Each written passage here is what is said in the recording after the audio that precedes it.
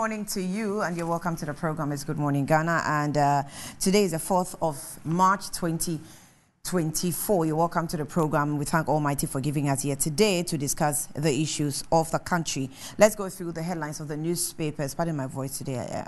I have quite a terrible voice, but I'll manage through the program. Let's start off with the Daily Graphic. It says, excellent grades, not enough. Acquire skills. President advises youth. Election 2024. EC releases calendar. Experts issue 2024 weather forecast. National District Awards. KOKMA Best Performing Assembly. That's KOKMA Best Performing Assembly. Daily Guide. Nana Honest, BEC scholars. NDC uses dumps Voltarians. Kofi Akbalu. KOKMA receives Best MMDA Award. Dressmakers hail Samira. For what? Okay. Manso Tonkokrom clash leaves 3 dead. I think I want to just get excerpts of this story on page 6 of the paper. So it says that the Ghana National Tailors and Dressmakers Association and the Association of Beauticians and Hairdressers have hailed the contribution of the Second Lady of Ghana, Samira Bawumia, to the fashion industry since assuming office in 2017.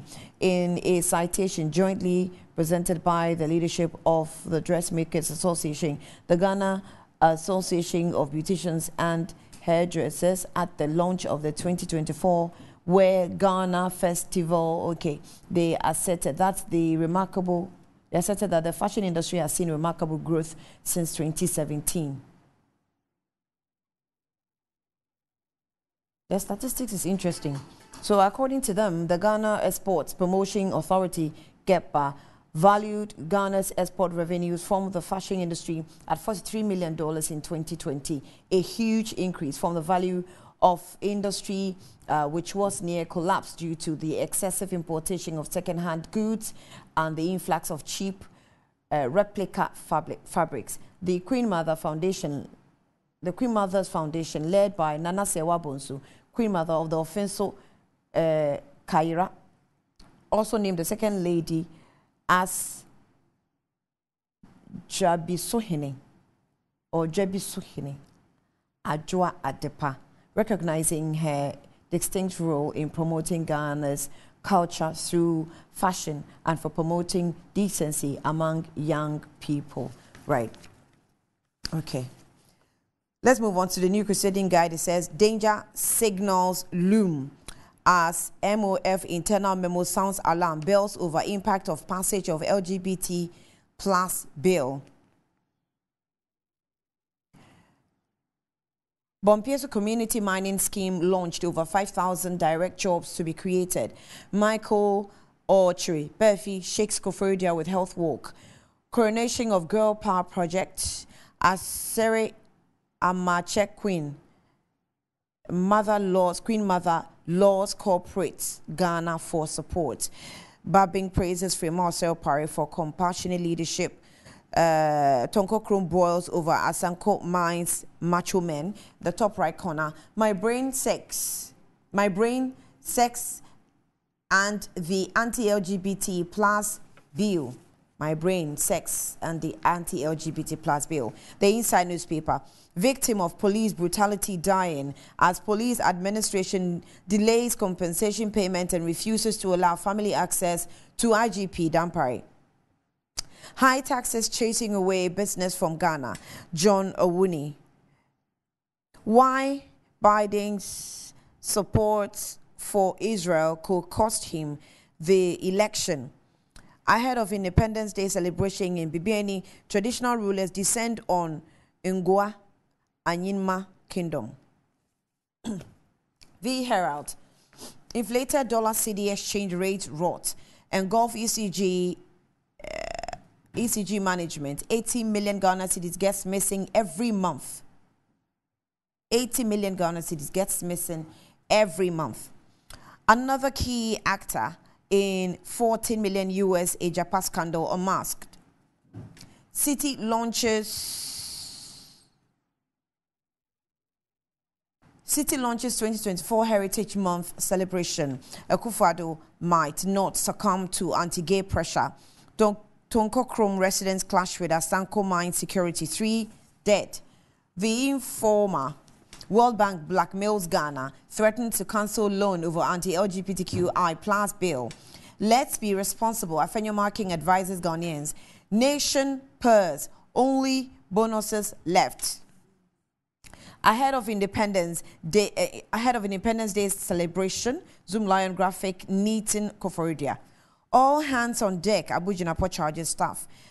Stagnant businesses fueling unemployment difficulties. Employers Association. The top right corner says danger. Bushfire threaten electricity poles in Volta. I went to see my mom and I saw someone burning rubbish under an electric pole. I had to be a citizen and not a spectator. So I went straight to the house. Because the house was just next to my mother's house. And I was wondering, hey. So they had to just put out the fire. Under an electric pole. Sometimes you wonder what's wrong with some Ghanaians. Under electric pole. That one too, the president should come and tell you not to do that. The inquisitor, Kudi no day. Okay. Empty kitty for Amin. 17 commencement warrant signed days before he took office. 17 commencement warrants signed days before he took office. Energy Minister assures of Ghana's readiness to host Energy Bank. Tonko Krom chiefs angry over Asanko mines torture. Eric Yeboah whips MCE, others in Ikuapem South NPP primaries. And the top right corner, Zoom Lion graphic clean Koforidua ahead of Independence Day celebration. The Statesman, over 5,000 jobs from 24th Community Mining Scheme. Scheduled for 13th African Games. Ghana ready for 13th African Games. Bawumia opens 11K seater UG Stadium. Fremont Parade described as beacon of hope. Now, how government saves $3 million monthly through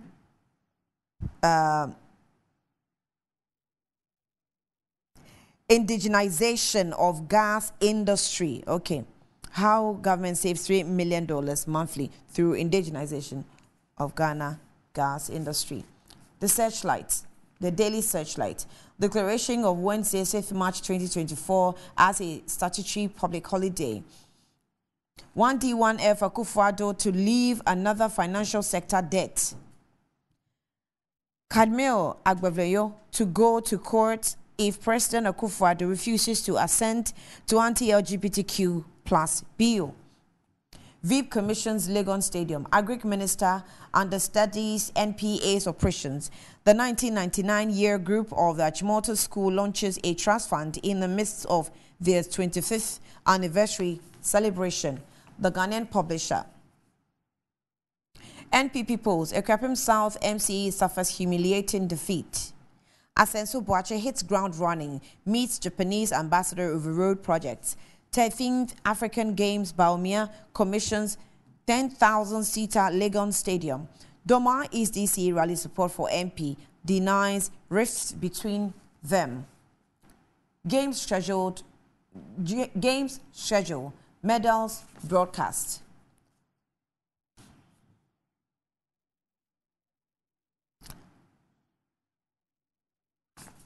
The Custodian. Eric Apiedu defeats Ikuapem South MCE. AG clears doubts on 10 Ghana City CRN saved in judgment debt. Bawumia opens Legon Sports Stadium, 13th African Games, events, disciplines, and medals. And then we also have Ayoko Bocho DP's Ghana's ties with Caribbean states. The New Finder, Muslims show the way, present 14-point demands to flag bearer. Dr. Bawumia commissions University of Ghana Sports Stadium, rugby field. Defense Ministry inaugurates $1 million military facility to protect Bui Dam. Daily Post. Chief Imam presents 14 points Muslim manifesto to Mahama and the NDC. Angry Nkoko traders and market women turn against MPP, vow to vote for NDC's PC. Dr. Fred Obeng Sumwa. Passing the anti-LGBTQ plus bill will bring repercussions. Will bring repercussions. Gabi Otredakun warns. Should any junk be dumped on us because of poverty? It's a question. Lawrence Tete quizzes LGBTQ plus proponents.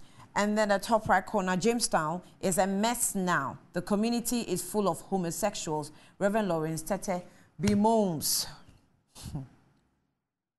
Okay, that's what we have for you this morning on the front pages. Let's take a break. We'll be back shortly.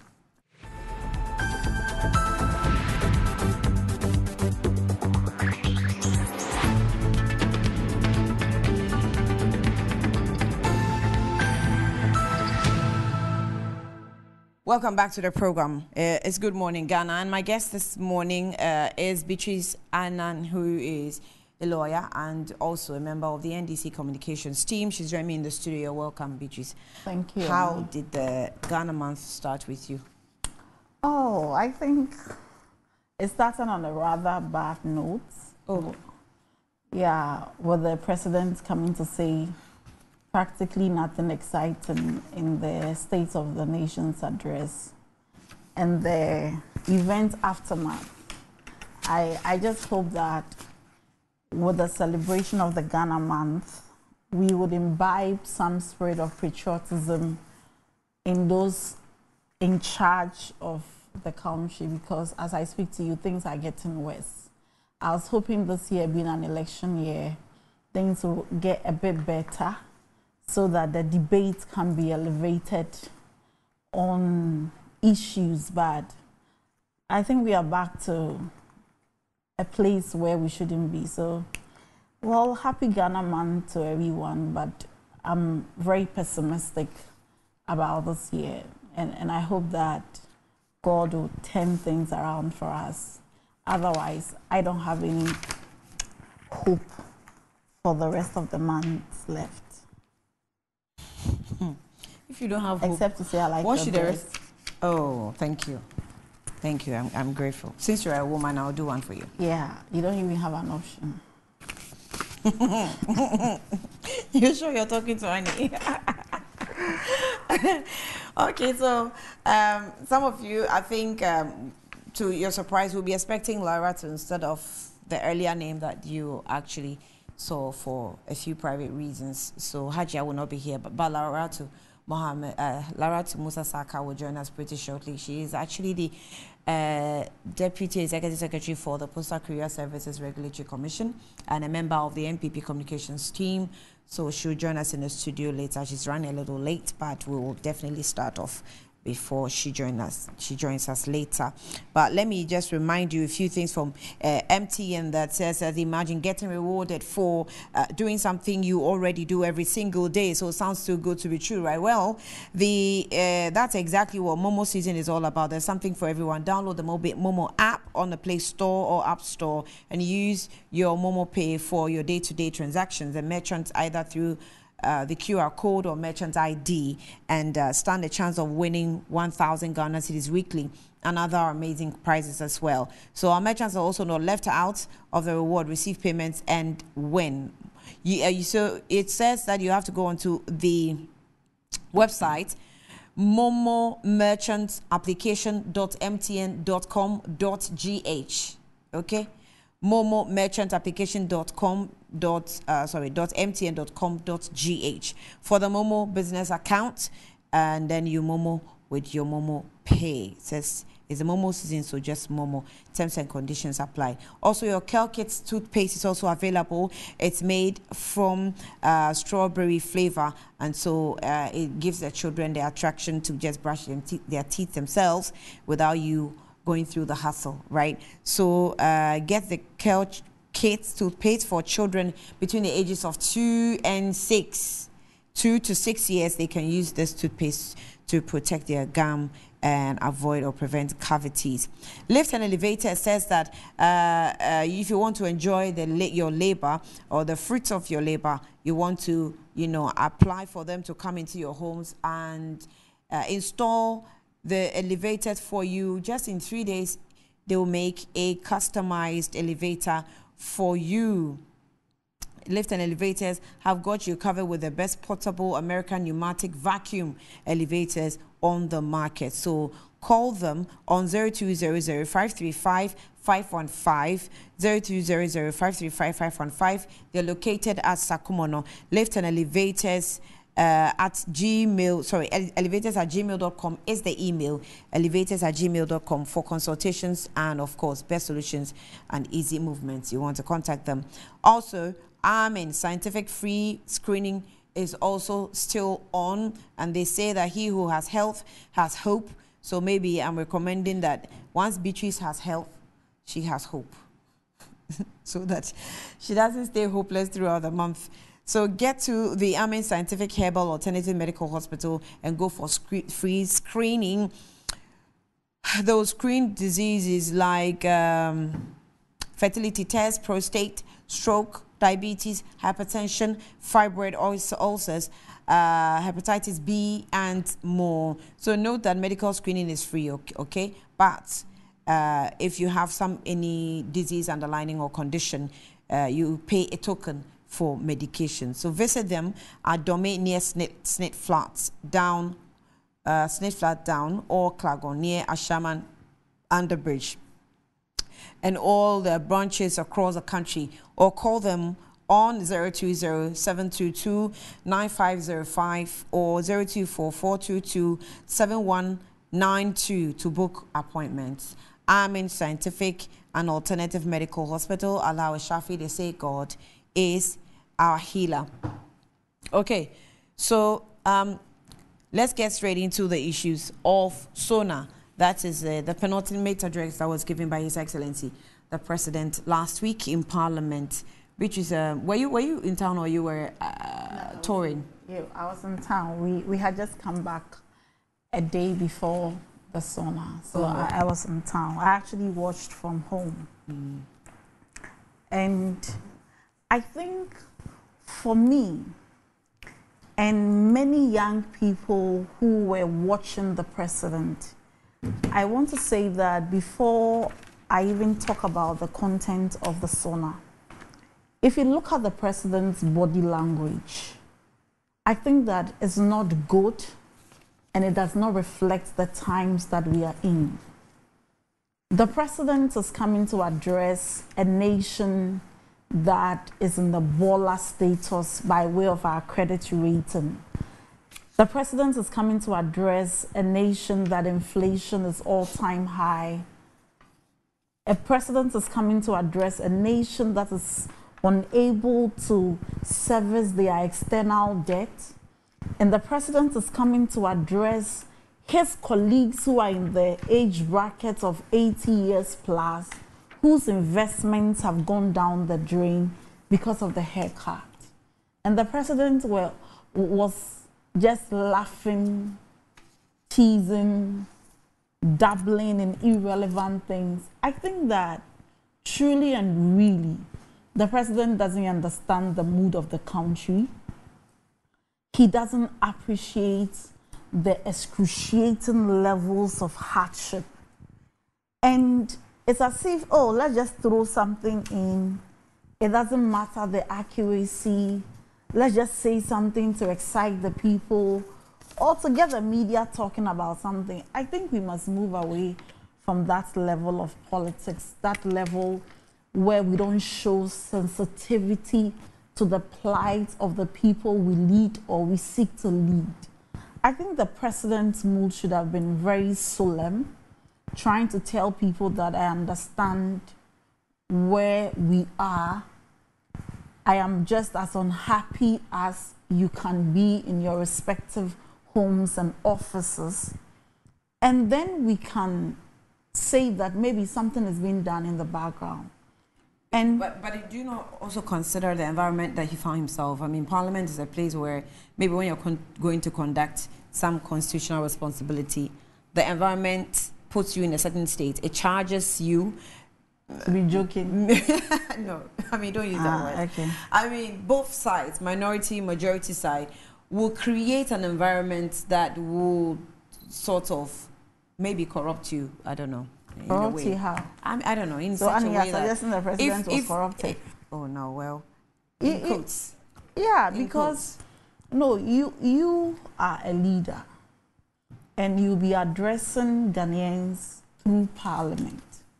And so even if parliamentarians, I mean, whatever Parliament does is part of their usual business, the heckling and all that. So we are used or accustomed to parliamentary proceedings, but you addressing the people, you saying that I have the ultimate responsibility at a time when citizens are facing high levels of hardship.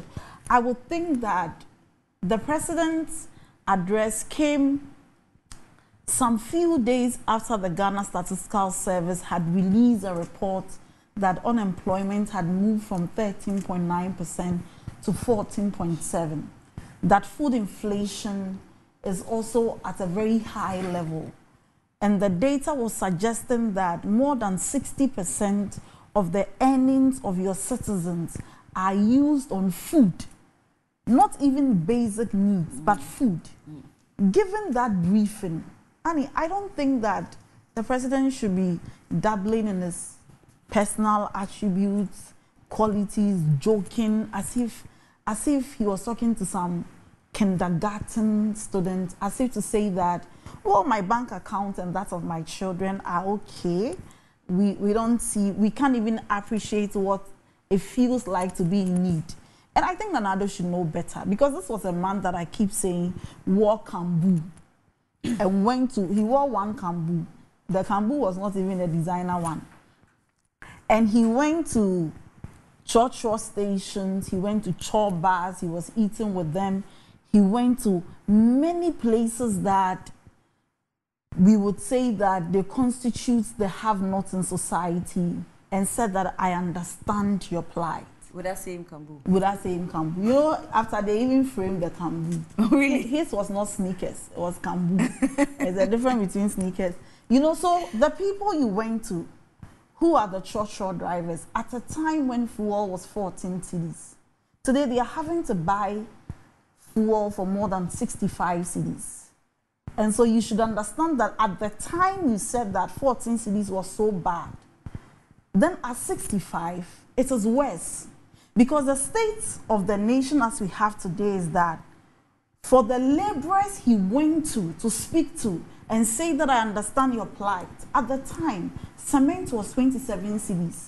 Today, cement is 95 cedis.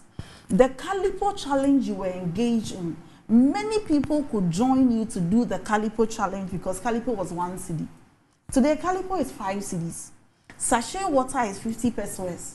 And Kenke is 5 cedis, moving from 1 cedi. So if the young people of this country should buy Kenke and fish and buy pure water to drink, by the time he will start another Calipo challenge, he will not get a lot of people joining because Calipo is 5 cedis.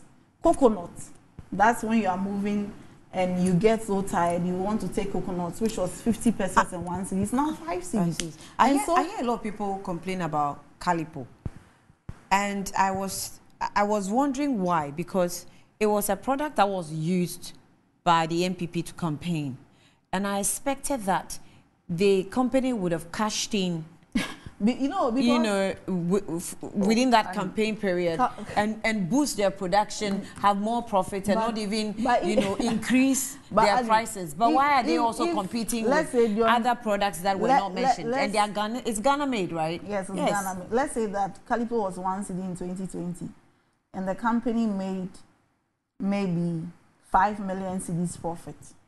That 5 million cedis profits, they probably will be able to use it to take about $1 million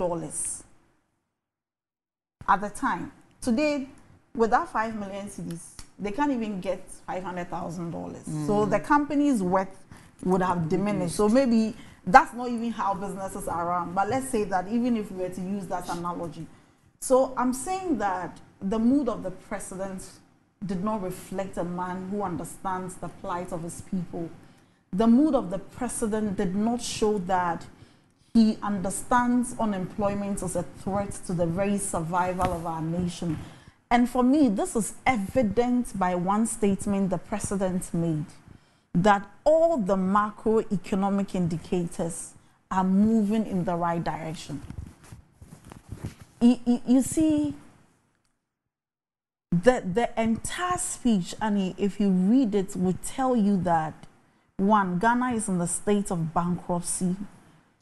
It's evidence of the mismanagement. It is evidence of, hopelessness.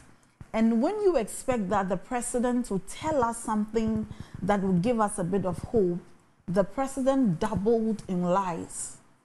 That's why the Bible says that you must be careful of the company you keep, because bad company can corrupt good manners. Now we are finding lies in the president's speech, maybe because of his close association with Bawumia. Because you see, it can never be true for anybody to say that Ghana's economy or the macroeconomic indicators are moving in the right direction. I mean, what are the macroeconomic indicators? For the sake of viewers, when we say macroeconomic indicators, there are a lot of indicators we use, but inflation is one, exchange rate is one, debt to GDP ratio is one, interest rate is one. So we look at these indicators to show whether your economy is doing well or bad. Now let me take inflation. If nothing at all, the baseline for this discussion must be 2016, because that is the economy that the NDC handed over to the NPP.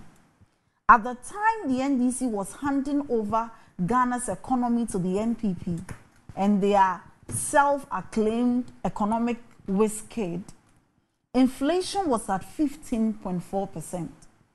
Dr. Bawumia held lectures and said that that kind of inflation was palpably bad to the extent that it can lead the economy to a cyclical downward spiral. Today, in 2022, you had an inflation of 54.7%. Today, as we speak, inflation is 23.7%. Food inflation is around 23.7% as well. And so you cannot say that inflation from 15.4 to 23 and above is better and the economy is moving in the right direction. And we are having this discussion at a time when government is touting planting for food and jobs as a proper and major flagship program. Annie, if you engage in a policy like planting for food and jobs, and you move food inflation from 8.4% to 23%, and you still want to tell the people of Ghana that inflation or the macroeconomic indicator is in the right direction, then you don't know what you're talking about. I mean, if you sit in an economics class, normally in Ghana, when they are teaching you economics, they will say examples of inferior good. You will hear every student mention Gari. Why?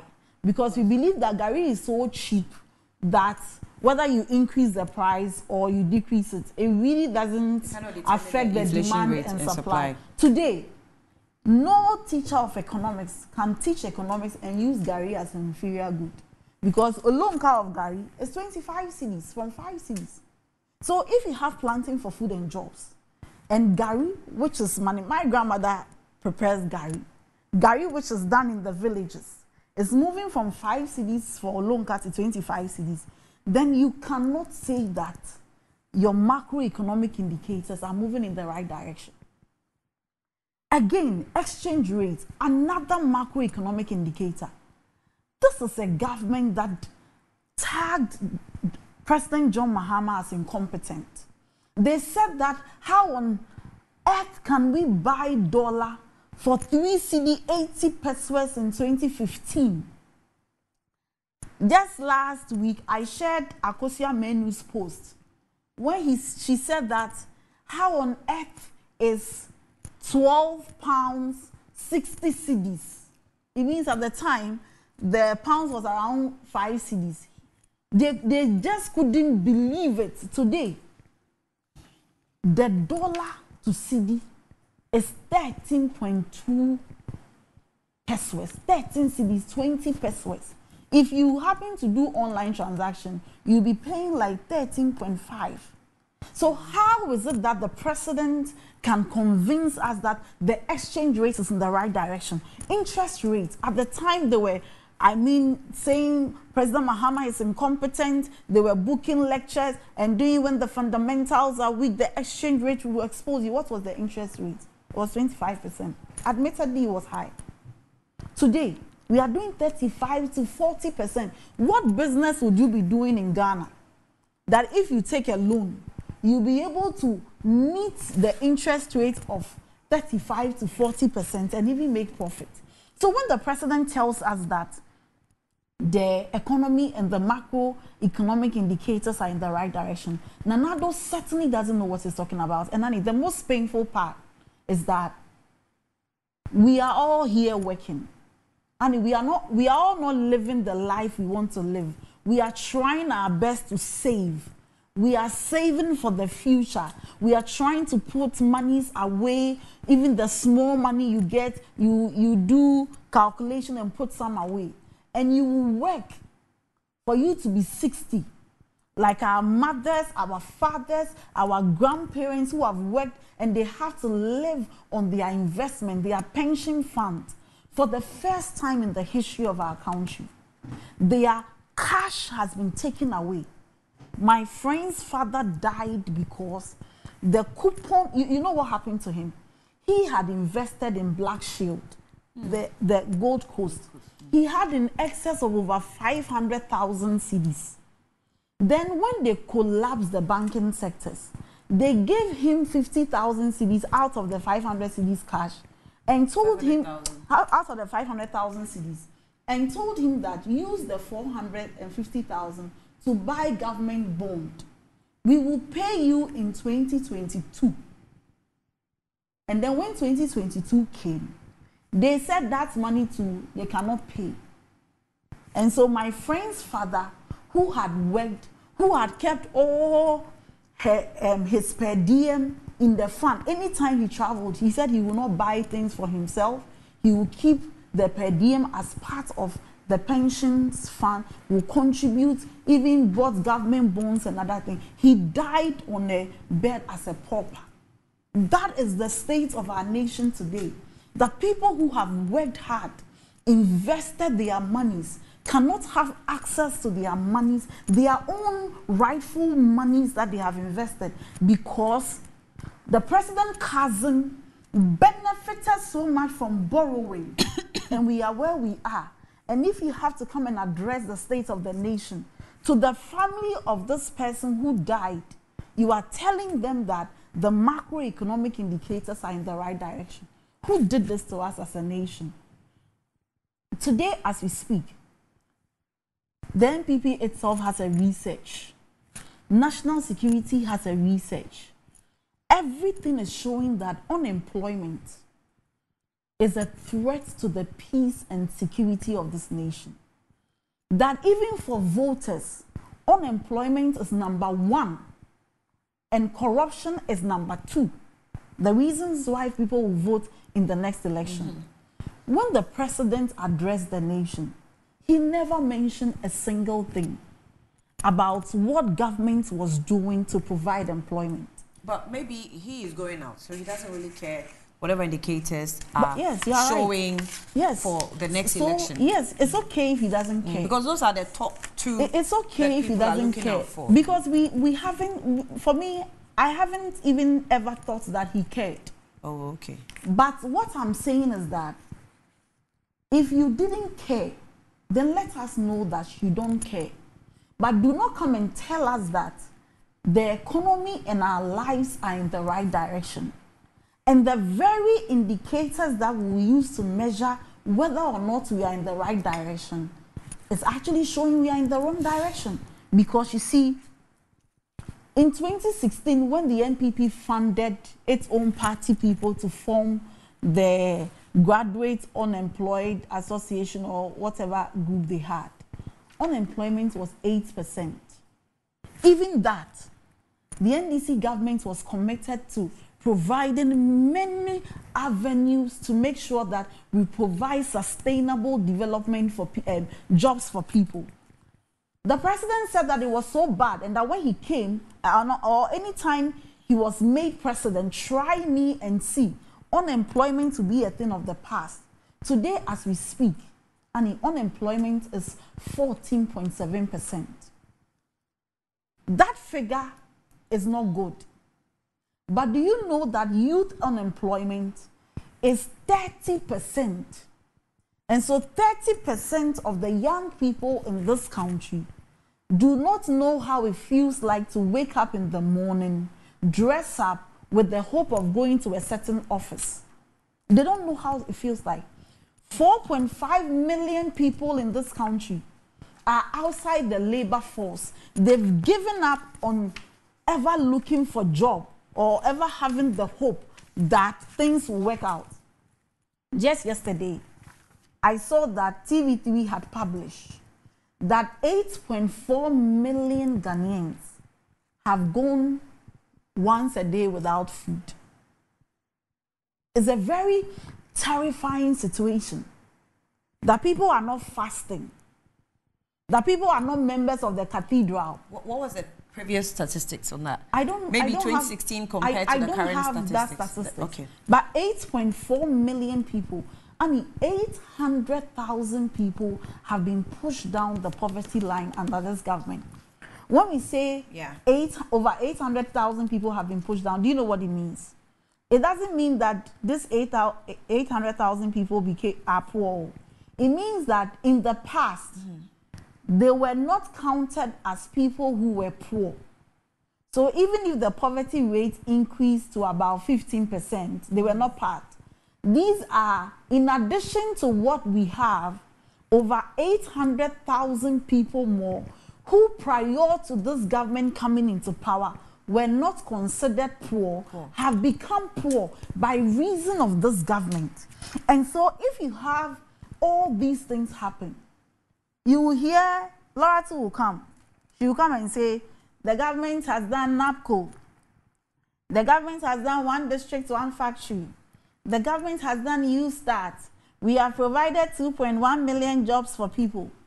If in the face of all these things you are, championing, unemployment keeps going up.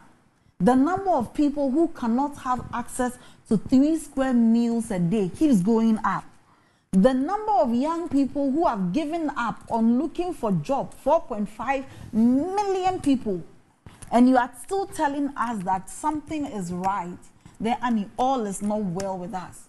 Then the people who have, or the people who are supposed to be doing the thinking on our behalf are simply not utilizing their mental faculties. Okay, so this was a Ghana Statistical Service survey, 2023. So I think they extracted the statistics and said 8.4 million people. That's about 24.5% of Ghanaians went a day without food. That's the the 2023 statistics. They don't have the details here, but I think we'll pull it up later and give you the details how it looks like. So that when we do the comparison, it's easy to determine. Of course, if you have about 800,000 people going below the poverty line, then maybe it's sitting in the correct space. But so I saw this story today that our parents are tired of giving us chop money. Jobless nurses, midwives march for jobs, and they started bugging me from last week. And then they were also updating me when they wanted to go on demonstration, and the demonstration happened. Graduate Unemployment Nurses and Midwives Association, GUMA, has taken to the streets of Tamale to protest their unemployment situation. The group is directing its frustration towards the government and its agencies, particularly the Ministry of Health and the Ministry of Finance, for their failure to provide financial clearance and permanent employment to over 75,000 graduates, nurses and midwives trained at various accredited public universities and training colleges, especially despite successfully passing their nursing and midwifery council license exams. These professionals remain without employment. They are urging the government to address the backlog of nurses, midwives from 2020, 2021, 2022 who are awaiting posting to serve the country. Remember or take notes that we don't have the 2023 yet captured here, right? So Gunma highlights the disparity in treatment, noting that while qualified nurses and midwives remain unemployed, the government appears to prioritize employment of unqualified individuals. There's this point that I also want to make, which I think the Ghana Armed Forces must respond to us or other security installations. A lot of social media videos making rounds indicating how you probably can look at the person's face and think that this person is not even qualified. He's not even 23 years and has been qualified to be wearing military. And you cannot tell if that is, you know, because it's social media, you can't really confirm. And we have tried getting responses from the Ghana Armed Forces, and they're not responding to us. I think you have to speak about it because it's also a security threat. Remember, we're in an election year, and these videos are popping up. Right, so that's just an aside, but I just wanted to bring that in. Concerns over the NMC role in ensuring the quality of nursing and midwifery training and practice are also raised. The group emphasizes the importance of addressing these issues promptly, stating that nurses should not endure lengthy waiting periods for posting or allowances. They stress the critical roles nurses play as the backbone of every country. And also we know that when they stay home for long, they get rusted. So they have to go back to the classroom and refresh before they can be posted. So if you're waiting 2020, 2021, 2022, 2023, we are wasting money. I mean, anyway, on the nurses thing, I saw that you, one of the headlines we captured in the newsroom was that President Mahama was promising that, well, we're going to employ the nurses, pay them and all that. But we're also going to ensure that if we have to export some, we will do that. How is that? How's that? Okay, so I will comment on the nurses thing, but it's important to say that the NPP must learn not to gamble with the lives of the citizens. Because you see, consistently, and I think by this time, they are not learning, they should be learning. Because by this time, they should know that we are in a different era. That any time you lie, you will be exposed. In the recent, whether it's outdooring ceremony or whatever that Dr. Bawumia had, he said that they've employed over, is it not an outdooring ceremony? He said he was outdooring himself to the Ghanaian people. That speech he did, the one at UPSC, how did they call it? Oh, give me the right title. Go ahead, I'll find it for you. Okay, me, I forgot it. I thought it was an outdooring ceremony or something. You know, they said that, oh, when you do the breakdown of the 2.1 million jobs, which was changing from 5.5 to 2.3 to 2.2 to 2.1, it is because we've employed 100,000 nurses. Because you see, any time the issue of unemployment comes up, because they have no solution to the challenge of unemployment, they churn out figures. They said they have employed 100,000 nurses. This morning on my way to this place, so I listened. So sorry, it's the caption is leadership and bold solutions for the future. That's the theme. The ceremony, what was it?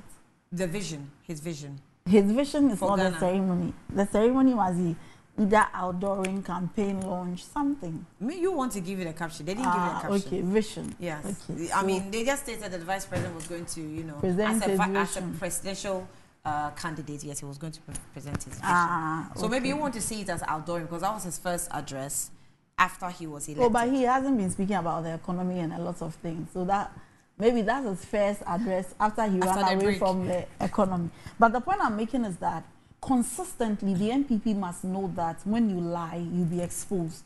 Because you see, we are not in the era of the past where Daily Guide will hide somewhere and publish a certain report, and then later they will say that, oh, people in other parts of the country will not know.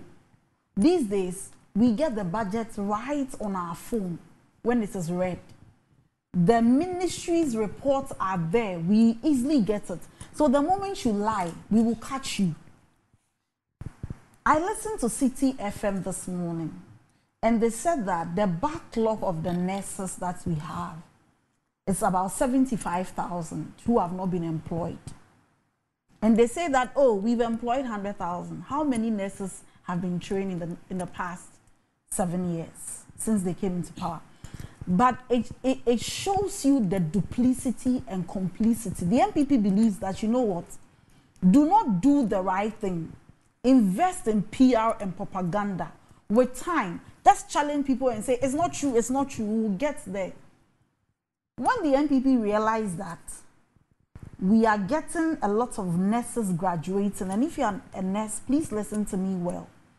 What they did was that they have introduced a quota system in the nursing training colleges. So today, you cannot finish secondary school and say that I want to go to a nursing training college if you don't know any NPP party chairman, minister, appointee, or a big person in NPP.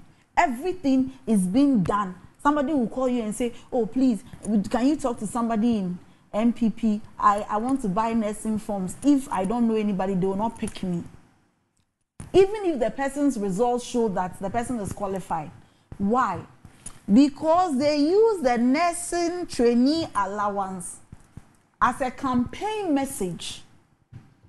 And now, they cannot pay the training allowances. We have been to... Because you said you're not going to pay the allowances. That's not what we said. And I'll come there. So because they cannot pay the nursing training allowances, my first nanny, who I've adopted as my daughter, is in the nursing training college. Since she entered the school, she's in the 2nd year, she has never received any nursing training allowance. I have to be remitting her every month. And so they are not paying the trainee allowance. And they are also careful not to graduate so many nurses so that this issue of the backlogs will not hang around their necks. So today, you cannot even dream of being a nurse in this country. So that's for the student. You are not even getting into the nursing training unless through the quota system. The quota. So even on admission, they've created a system that restricts admissions. We know we can only do 300 if you were to pay the allowance. So even if the nursing training college has a capacity to employ 600, admit 600 people, they will still take only 300. The rest of the 300, to hell with you. Why? Because they have campaigned with it. So it matters not what the lives and destinies of the young SHS graduates are. We have to win an election. So that's where we are. Now, after you struggle and you come out, there is also no placement for you. And so, you know, the nurses are just leaving the country. And in most of them, they are not leaving to go and necessarily do nursing jobs. They are just leaving because they know that with that skill as a nurse, when I go, I can do home care job. I can go and be a nanny for somebody who has just given birth. I can just do anything that is a bit health related and has to do with taking care of children. So it's not as if they are even leaving because they are nurses and they are going to do the same job outside. And so this is what President Mahama is saying. President Mahama says that you cannot continue to gamble with the lives of your citizens for mere sloganeering and campaign promises. That when the lives of your citizens are better, in the short, medium, and long term, it will inure to your benefit as a country. And so we must put in place deliberate measures where you abolish the quota systems at the nursing training college and allow as many people who want to be nurses to be, and collaborate and train them in the way that they are fit for the international market. So that... Let me get this clarity. Is this quota system to restrict admissions? Yes, as you are it is to restrict because admission. I'm sure they might give and a different I challenge explanation anybody to come and say that it is not to restrict admission. Right. Because we did not have a quota system under us. And so this quota system is to restrict admission for two reasons. One, because of the payment of the nursing trainee allowance. And two, because they cannot absorb them after they've come out of school. That's why you have the 4 budgets.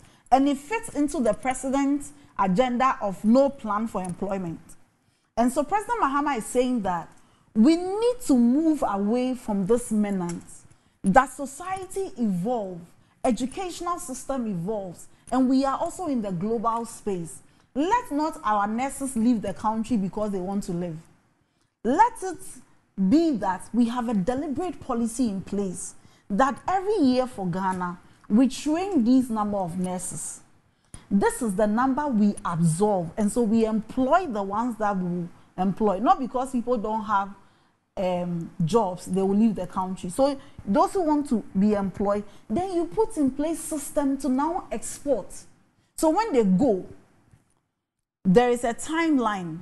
When you do ABCD, he said 4 years, for instance, then they come back. You see, so that is a deliberate policy. If you know Philippines, they have a deliberate policy where they train house helps. And they train them in, I mean, let me not say commercial quantity because they are human beings. Commercial quantities will feel like they are. So for the on large scale, and they export, and they are remittances from anywhere in the world actually constitute a chunk of the exchange rate. Wow. The first day I was reading a certain report for a seminar that I had in UCC. You know, Nigeria is Nigeria is supposed to be one of the largest oil producing countries in Africa. Their remittances is higher than the revenue from the oil because they made a deliberate policy. And so let's say that this is the time where we are confronted with an issue of unemployment. This is the time when our young people have become sophisticated in a certain way. This is the time when other industries are producing and we cannot absorb. So what do? We don't do politics with it. We don't give slogan. We must now begin to bring deliberate policy. You hear the MPP reps everywhere when they come and sit here. They will downplay the issue as if the lives of the 75,000 people who are seated at home does not matter.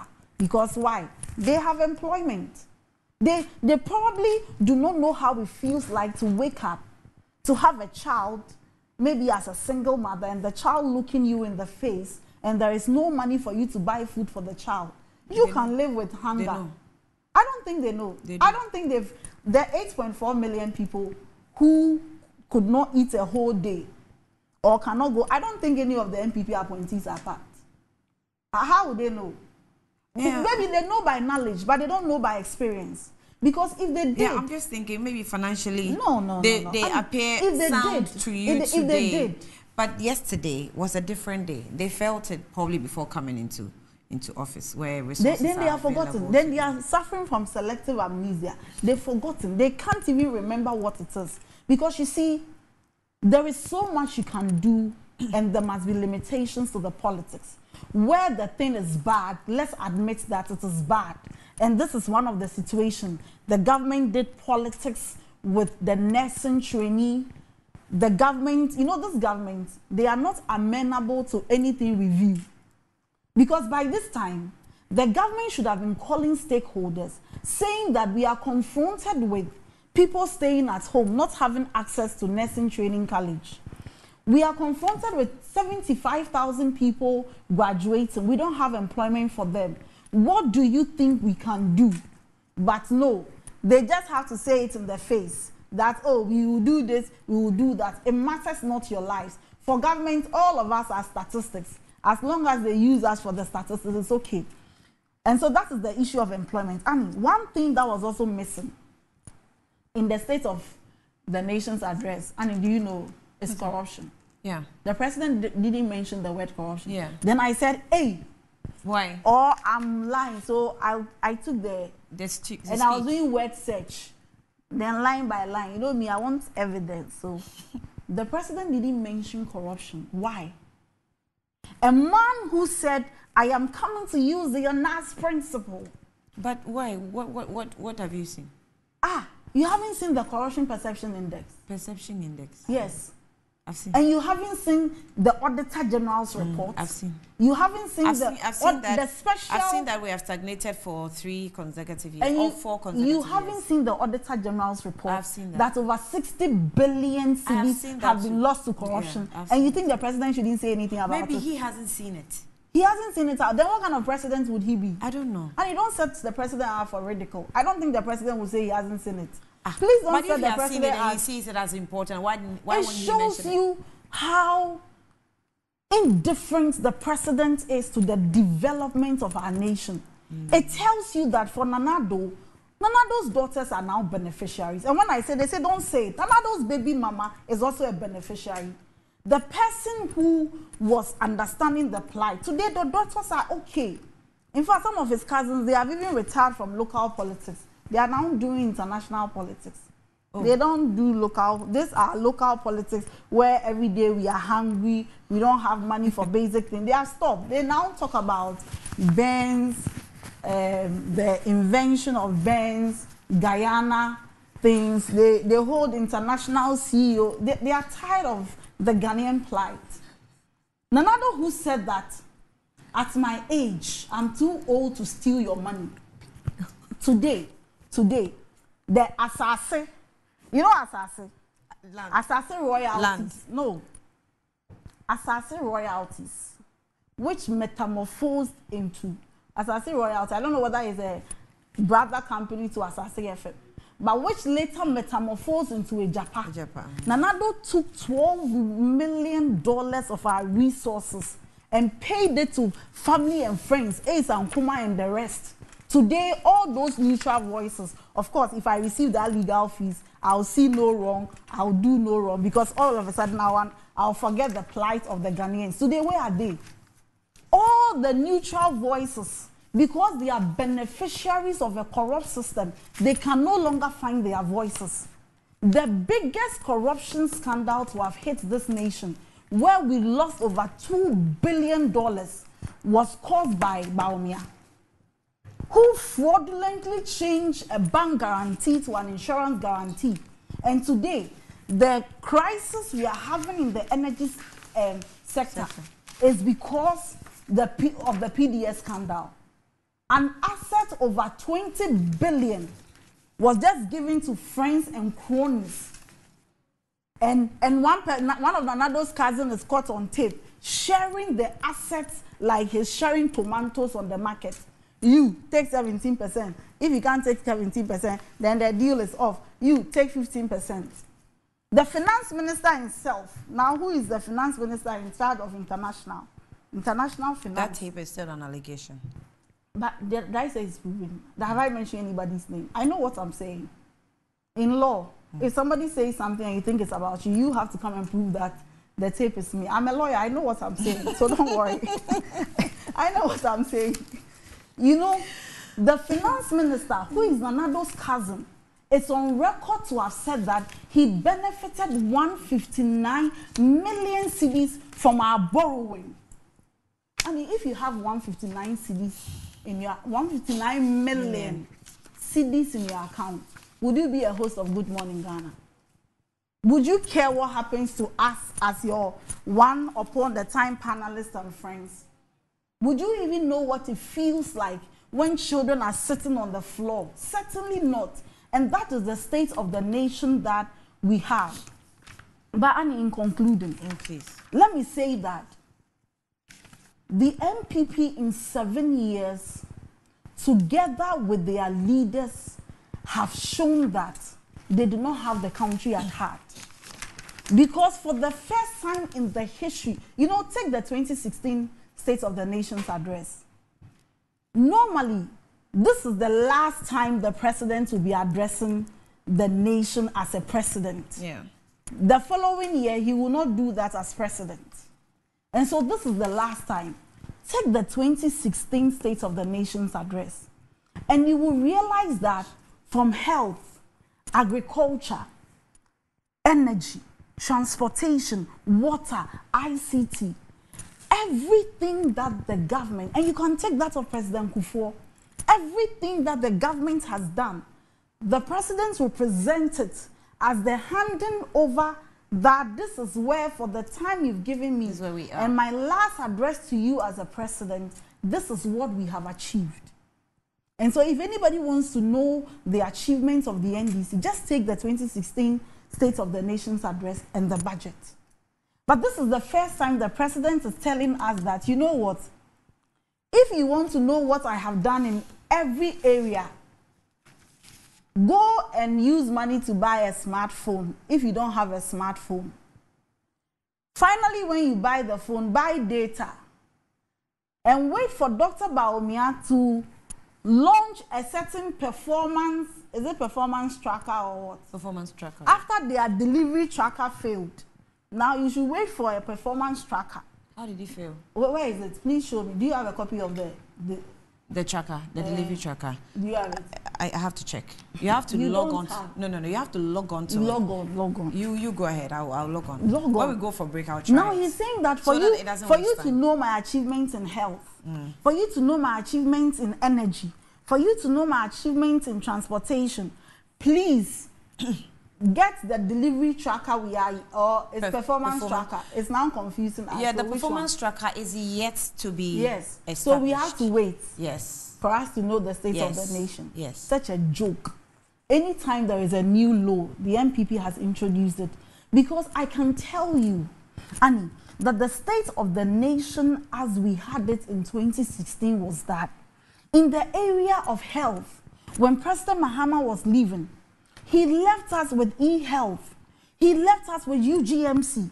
He left us with Ridge. He left us with Dodowa Hospital, the Sowa Hospital, the Ghana Maritime Hospital, the Bogatanga Hospital, the BOG Hospital, and many more. So I should now type in the project I want. Yes.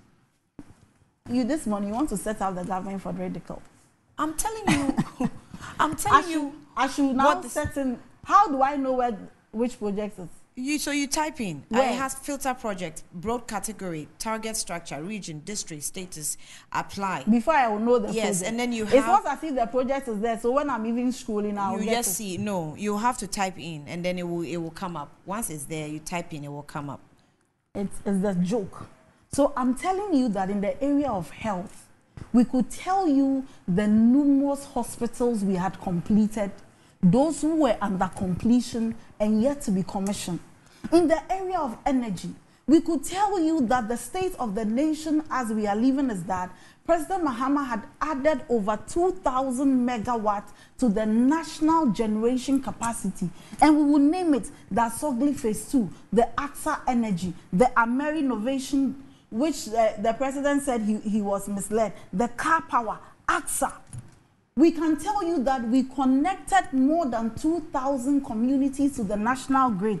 We can tell you that the biggest investment in the area of energy, which is a $1 billion Etuabo gas plant, which today is saving us over $300 million annually, was the state of the nation we left. In the area of transportation, we can tell you that we left Terminal 3. We left the Harbour expansion. We left the Tamale Airport Phase 1. We left the Kumasi Airport Phase 1. We left the whole airport for you. In the area of water, we can tell you that we added 77.5 million gallons of water to the generation capacity of the country. We could tell you the Bong Thermal project. We could tell you the Insaman Water project. We could tell you the Atma project, my own hometown. Teshinunwa desalination project. That is what we can tell you. In the area of ICT, we can tell you that we laid in excess over 1,200 fiber optics across many regions. Today, the reason you have 4 and 5G was because of the investment of the NDC.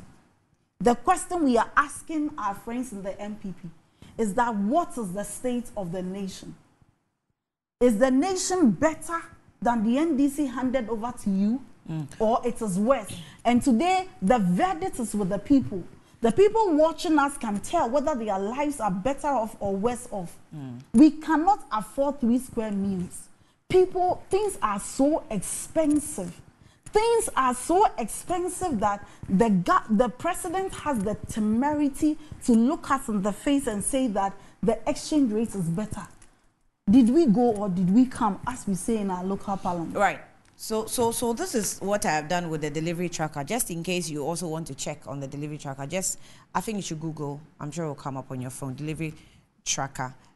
It is deliverytracker.gov.gh. Right, deliverytracker.gov.gh. When you Google, you enter, it will come, and then maybe the drop lines on your right, the top right, you click on it. It will give you Ghana Beyond 8. It will give you Manifesto Tracker. It will give you 2016 Manifesto Tracker. It will give you 2020 Manifesto Tracker, and then it will give you infrastructure tracker as well. So look for the road for me. Look for the Labadi Hospital. Wait, hold on. So what I have done is, I clicked on the 2020 Manifesto Tracker, and then it gave me the 2020 Manifesto, and it also wrote, I think the 2020 Manifesto, we have it. So I see that what we have, what we read in the book, that's what's been uploaded here. If there's anything different, maybe an MPP person can also text me. So look for the Labadi Hospital. I'm talking for my hometown people. Okay. So look for the Labadi Hospital. So if we say we want, say, sector health, right? Labadi Hospital should be health, right? Then the status. But Labadi Hospital is pending. It's pending. Is that what you are seeing there? That's what I'm saying. It's giving me delivering and pending. So pending where? So this is what happens. You see, maybe your camera should capture it. I'm sorry, yeah. I don't know if the water cameras can capture. But so if you open the first page, it gives you the filter manifesto, chapter, sector. I've entered health. Status, I've entered, it gives you delivered, delivering, and pending. But because Labadi, La General Hospital, right? Yes.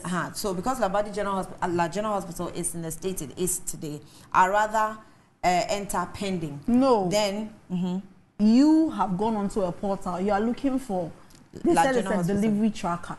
So you search Labadi or but La you can't Hospital. get it. Okay, so let's see. So that you know what government is saying on the status of that. But you see, the way the tracker is developed, you can't just enter a project. So what do you do? That is what it's a question for them to answer. It's actually a question for them to answer. You can't just enter a project and then you see that, you know, the tracker has been developed in such a way that it from the first page, it doesn't give you this is the lie entering you are talking of a about. project. What about the La Hospital is pending? I don't know. The people, I'm so sentimentally attached to the La Hospital because my mother always tells me that but for the La Hospital, my little sister would have died because we lived in Nwa and the nearest hospital was La. And so that's where she was delivered. Okay. Today. So the producers are giving us, what do we have there? Education. Please go to La this Hospital. is the first page on education. I want to talk about my people or the Teshinunwa desalination water. Plants. Because now we don't have water in Teshinunwa. We are back to the 4-gallon system. So please look for it. Okay, so you can also try to open the tracker and do your own search with some of the projects that you think you want updates on. I've seen the infrastructure. The dishonesty with which we are managing this nation. The NPP is making all of us endangered species. Because everybody thinks when you're in politics, you're a liar. Not everyone is a liar. At least we have a leader with integrity. My producers, maybe you can also tell me, give me some updates when we go on break.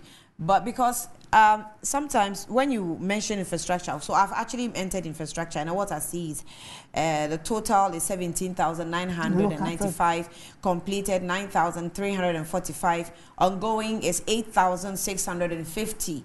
That's all I get. I'm trying to click on the number to see if at least I can have the details of the number that is there. You know, I should know. So I'm not wrong. But what is this? When you do exactly, this, so I'm not wrong. If we had 17,000 infrastructure of and what? government, Of what? we will not be where we are. Okay, great. Because in the area of construction, let me give you the construction data.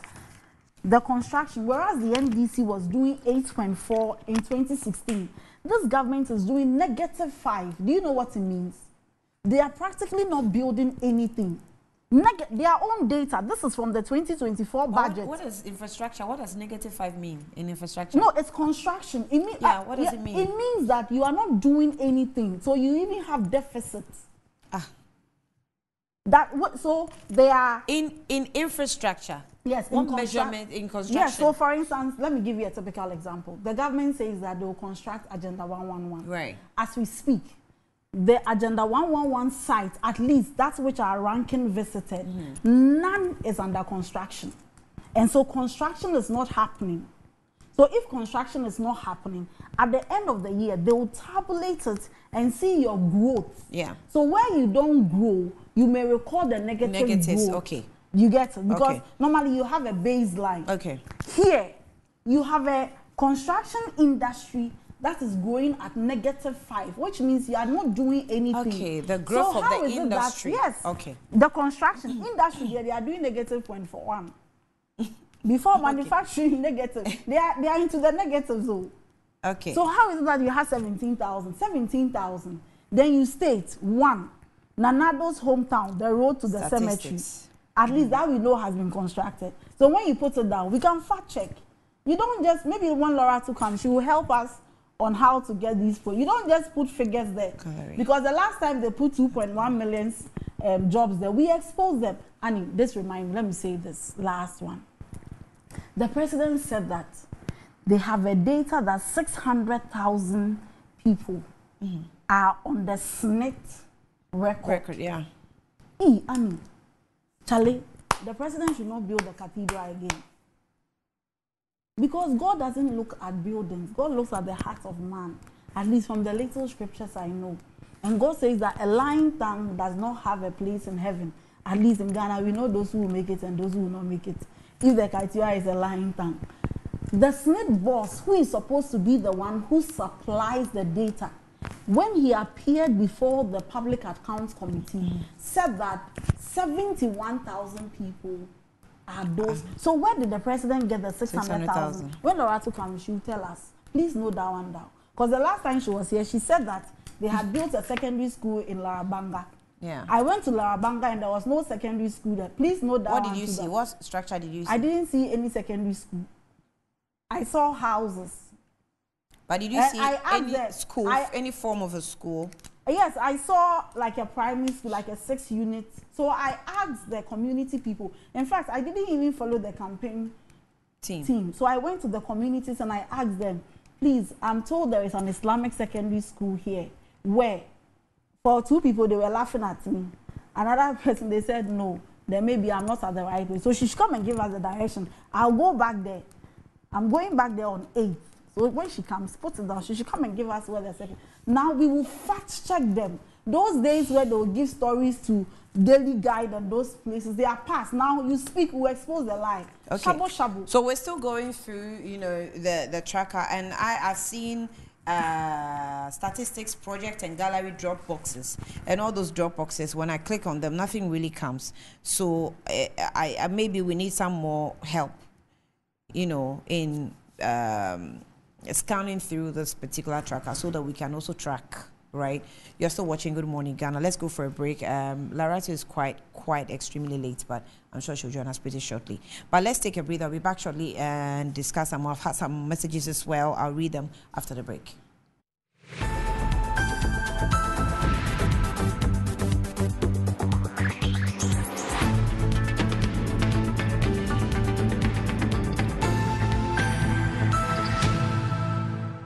Welcome back to the program. It's Good Morning Ghana, and let me just welcome Laratu.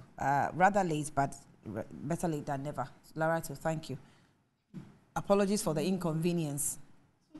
Yes, we greatly apologize for the inconvenience. Good morning. Inconvenience, Madam Dufiasa. Why?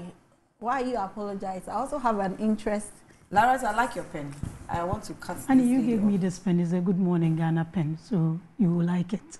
I I've been bringing pens here You don't have one? all these years. You've never liked it. You gave me this pen. I really like it. It's a Good Morning Ghana souvenir. You gave it to me because all the days that I'd been coming, you never found it necessary to give me until I came with Dr. Grace. So it's okay. It's fine. Today you've had the show you've been longing for such a long time. Good morning. Did you Beatrice, ask Laura I'm to be talking late? to Annie, not you. Did you ask Laura to be late? Happy Ghana month. Thank you. I just hope they don't go for They don't manage our patriotism.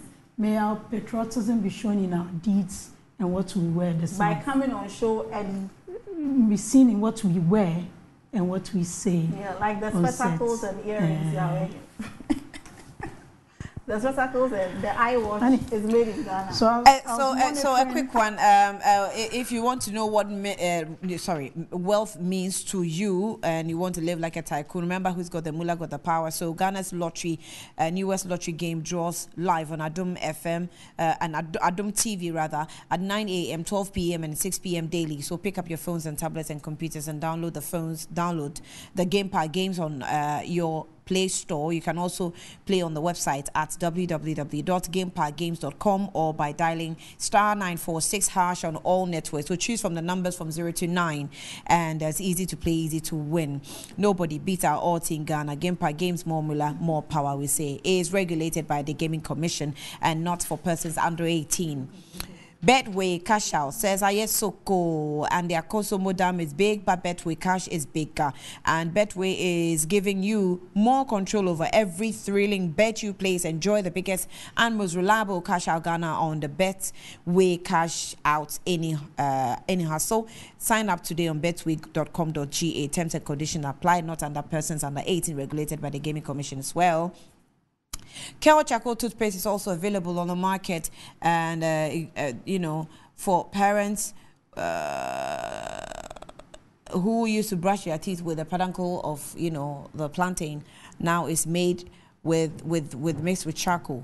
Is made into a toothpaste or formulated into a toothpaste. You can get one on the market. The properties remove toxins from the bodies, and also it has a natural absorptive property of charcoal that helps remove bacteria from that produce bad breath in the mouth and hence giving you fresh breath. Kel Charcoal toothpaste is formulated and produced under strict hygienic conditions with all necessary production protocols and has been approved by the Food and Drugs Authority. Kel Charcoal toothpaste gives you good fresh breath. It says white teeth, also reduces dental plaque and makes the gum healthy and strong, prevents cavity, upset stomach and hangover, so on and so forth. So get your Kel Charcoal toothpaste now. Also, Blue Jeans energy drink has been on the market for over 20 years, and you already know what it does for the body. It contains vitamins and nutrients like vitamin B2, B3, B6, B12, as well as taurine and guarana, which is also known to boost the strength and energy as well as promote high performance and endurance. Blue Jeans energy drink has been tested and tried. It's indeed the best. Blue Jeans energy drink is for bold and active men and women. So go on and grab a cold can.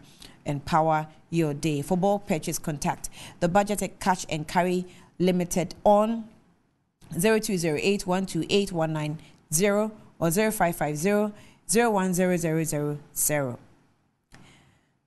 Now the future is here. Where is the leadership? The maiden edition of the Future Ready Leadership Summit, dubbed Remaining Leadership. Reimagining leadership in the world of unrelenting change, that in quotes, with every inspiring speaker or speakers such as Serge Sam Jonah, Dr. George Jukum Donko, Professor Kwekwe Chiahinijima, and many distinguished speakers built to speak.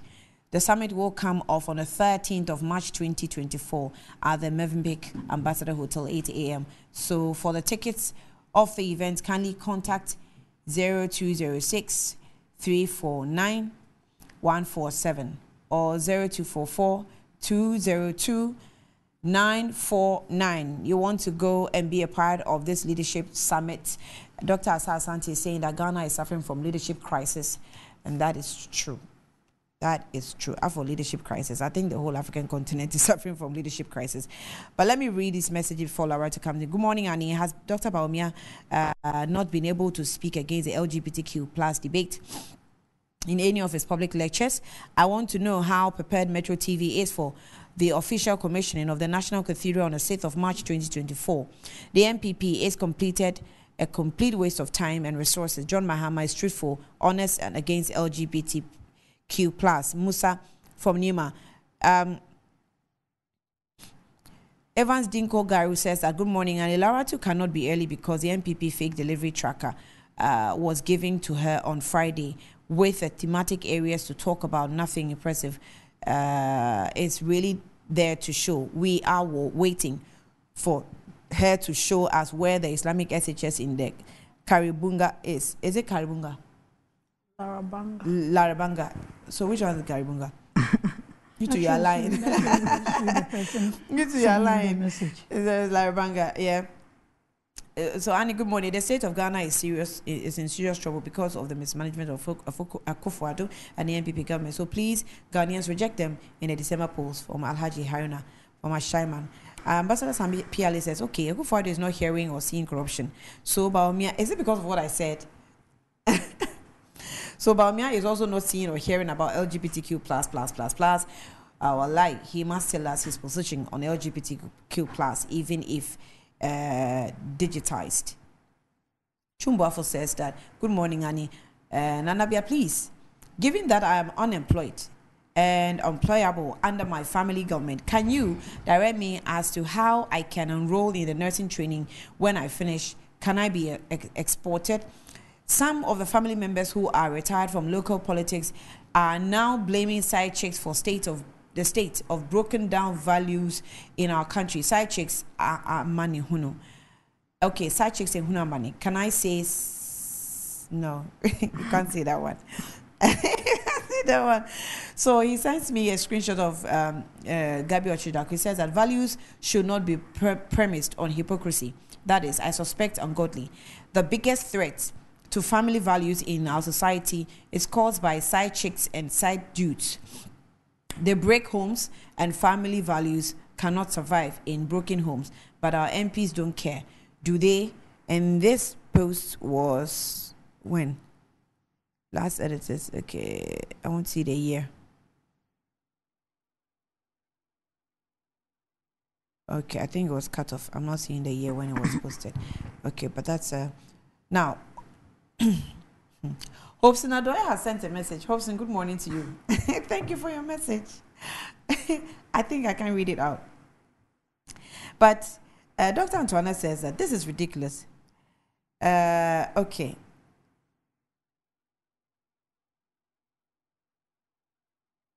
Okay, all right.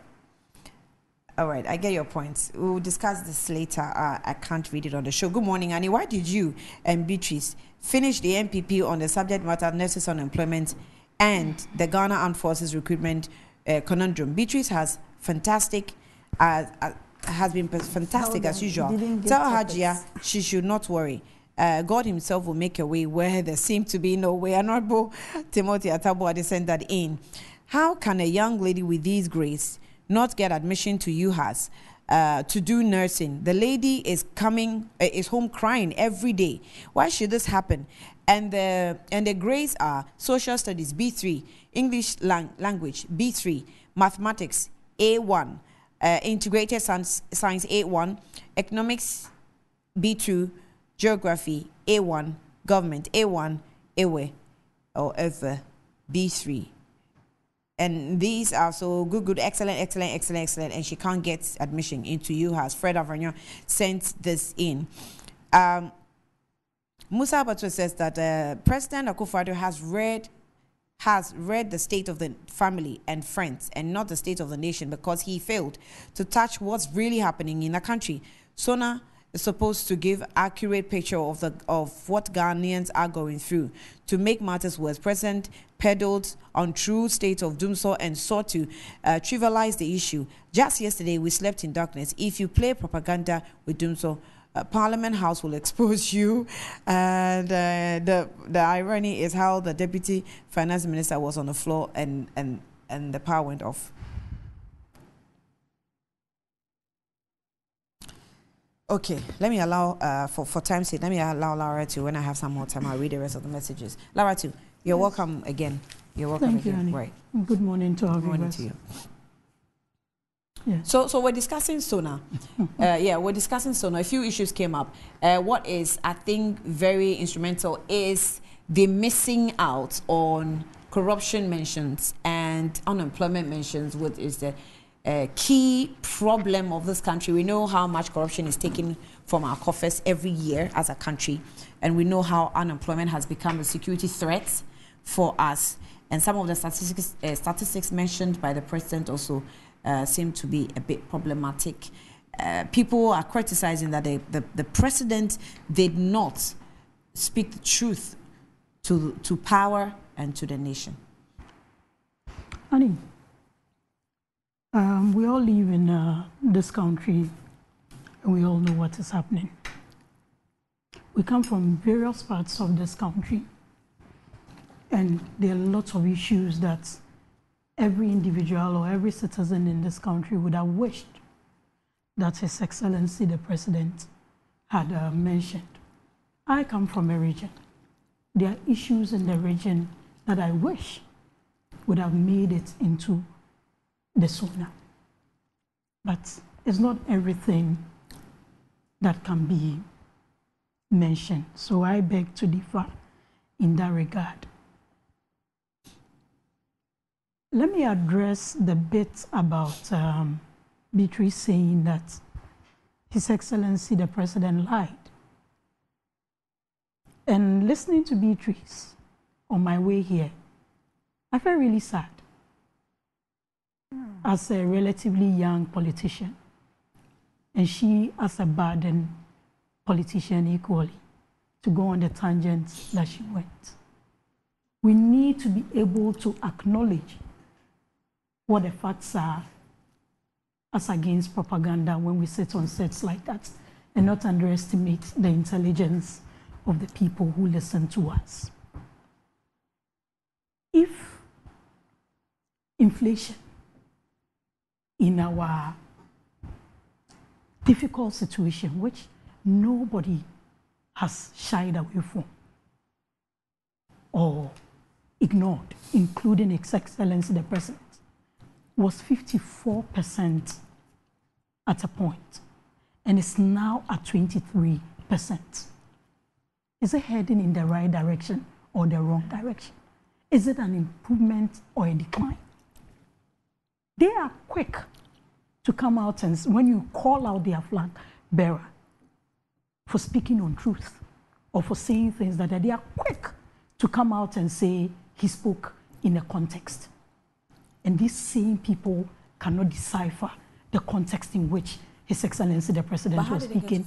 How did they get to 54? You are not oblivious to that, Annie. I am. We are all aware of the challenges we faced, and we'll keep saying it, even though our compatriots think that locally we shouldn't mention it. War. Come again. Russia-Ukraine war. COVID and all those things have had, in addition to our internal issues. Okay. Those are not lost on any of us. Those are facts that are there for everyone to see. And for us to try to make propaganda capital out of it is Ghana. It's an economy. If it doesn't get better, all this propaganda you're doing to win election, there'll be no economy to manage anyway. The fiscal deficit as in percentage, GDP declined from 10.8% to 4.2% in 2023. The cedi depreciated by 30% in 2022. As of December 2023, and even till now, it's hovering around 9%. If that is not in the right direction, then I don't know who Beatrice was listening to. That is not to say that it is the best. It is not. But when you put measures in place to improve a situation, you can't obviously say you are heading in the wrong direction. Measures are being put in place to make sure that our economy comes to where it was and where it should be. By virtue of what I used to do before getting into frontline politics, I can confidently say I know this country very well. Maybe probably apart from Upper West that I don't know really well. But we need to speak to the facts when we sit on sets like this and not just make propaganda capital just because all we are focused on is the election. We can go into the past as Beatrice wants us to go, but what is the way forward? What is the way forward? His Excellency the President is the father of the nation. You can't have a father of the nation come and stand in front of the people that he owes absolute responsibility to and be lamenting like any other citizen. He needs to reassure us and give us hope. And that is what I think His Excellency the President did. As for saying he joked and all that, that is how you saw both sides when their flag bearers were introduced. You saw the reaction. That is how our parliamentary environment has always been. It comes with some level of these things. So I don't see where she's coming from with that. His Excellency the President talked about security. That is fundamental. All these things that we are talking about. Look at what is happening in the sub-region. A coup there, uprising there, terrorism there. But at least we have been able to keep our borders safe till date. And that is something that we all need to be aware of. And also partake in the See Something, Say Something initiative that has been initiated. Because look, you mentioned that you saw someone burning refuse under an electric pole. If you hadn't said anything, your mom's house is next to the house. Anything could have happened. It will affect your mom's house. But you found it necessary to speak to it. And those are the things we should be trumpeting. Not because you don't care. Probably someone has been given that job to make sure that people don't do those things. So you won't say anything. But it affects everybody. When we talk about unemployment, what is the best way to solve unemployment? It's interventions that you put in place to create jobs. And I found it very ridiculous to hear that it was NPP that funded people to put themselves together as unemployed graduates. As you say, that's the most ridiculous thing anybody can say. Probably that's what they do in the NDC. We don't do that. Why would you go and put people together to put themselves? When people were in saying, we can talk about NAPCO, irrespective of the challenges. Didn't I tell you? We can talk about it, and we won't be shy about it, irrespective of the challenges. Those who are owed must be paid because they rendered a service and they must get their due. But irrespective of that, that was a stopgap measure.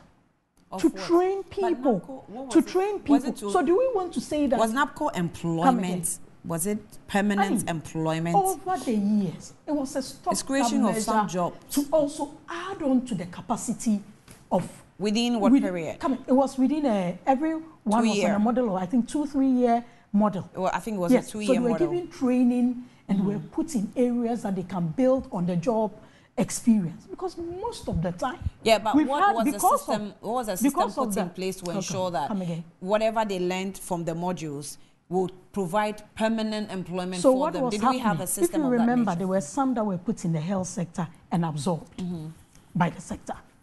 They're also partnering with private sector entities. So you are in there, NAPCO pays you. Then when there are vacancies, they absorb you.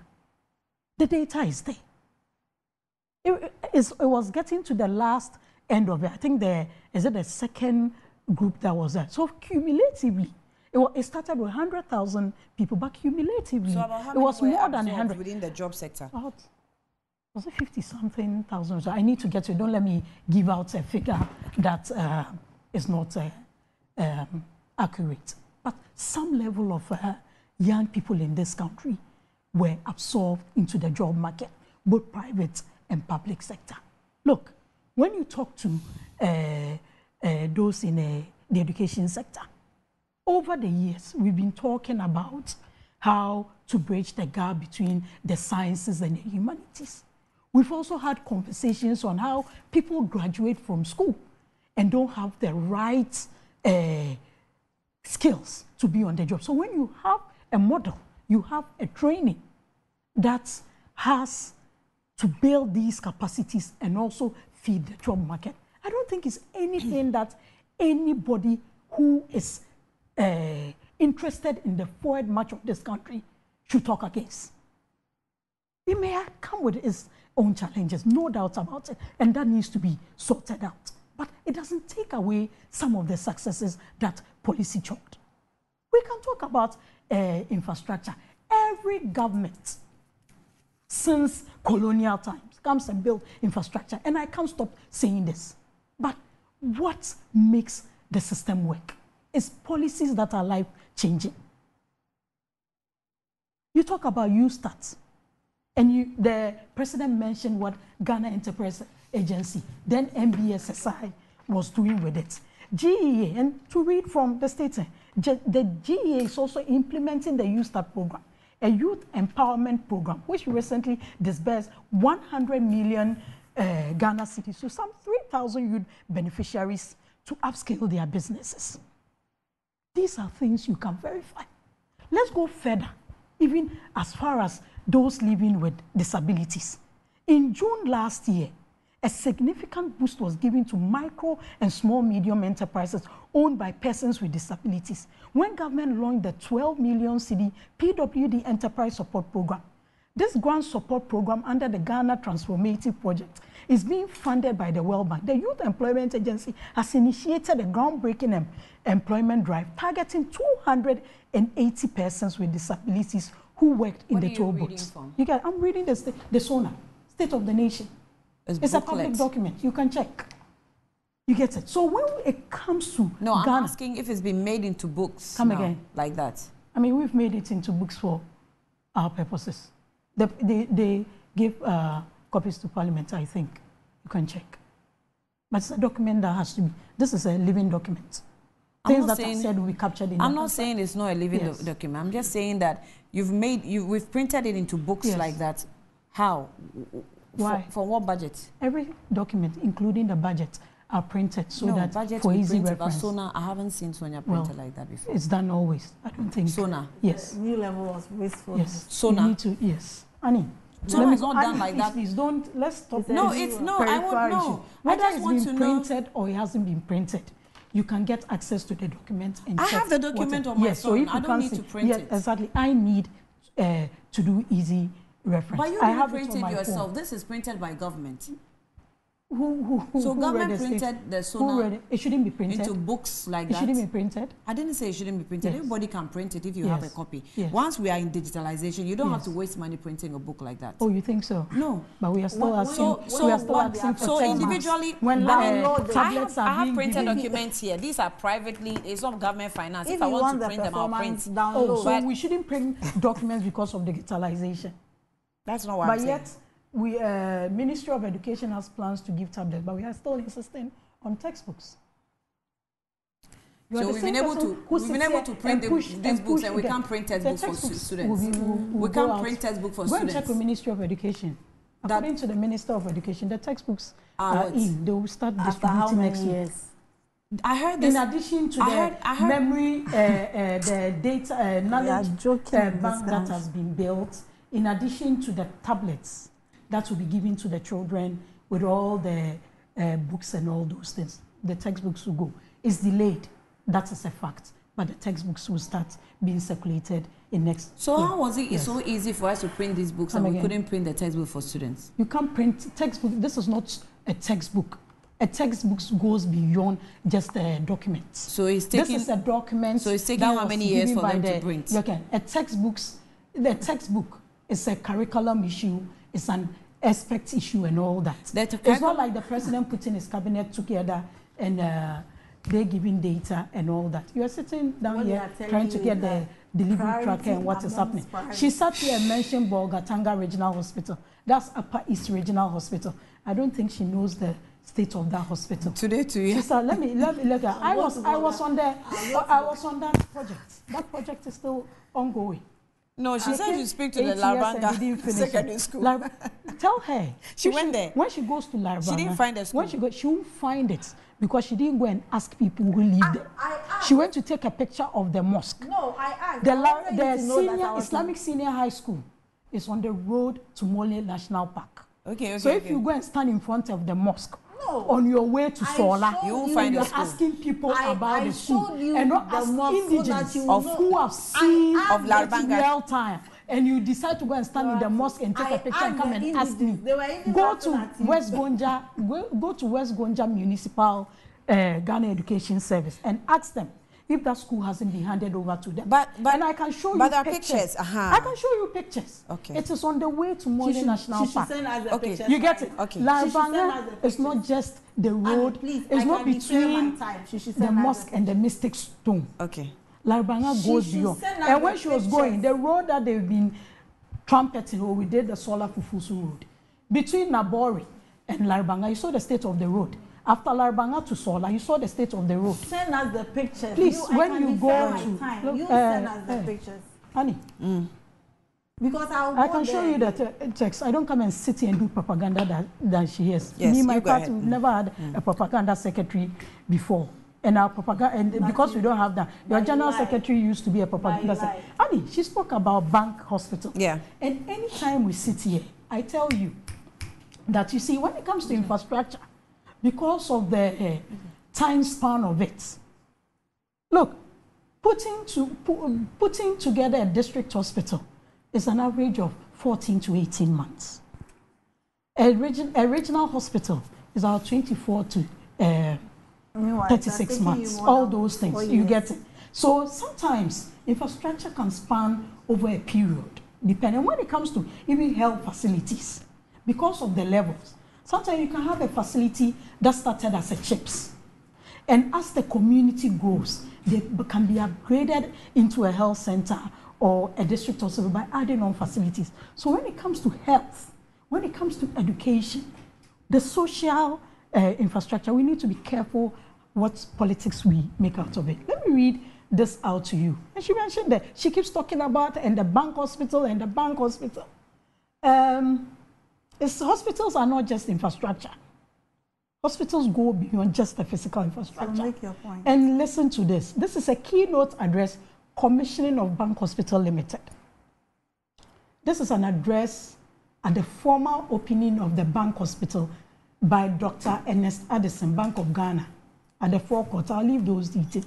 Let me give you excerpts of it. He said, Mr. Chairman, going into memory lane, the idea of the bank clinic was initiated in 1987 by the governor, the late Dr. Agama. Then he goes further, gives how they moved, the decision was taken to convert the bank clubhouse at number 43, 7th Avenue Extension, North Ridge, into a clinic, and went on and came.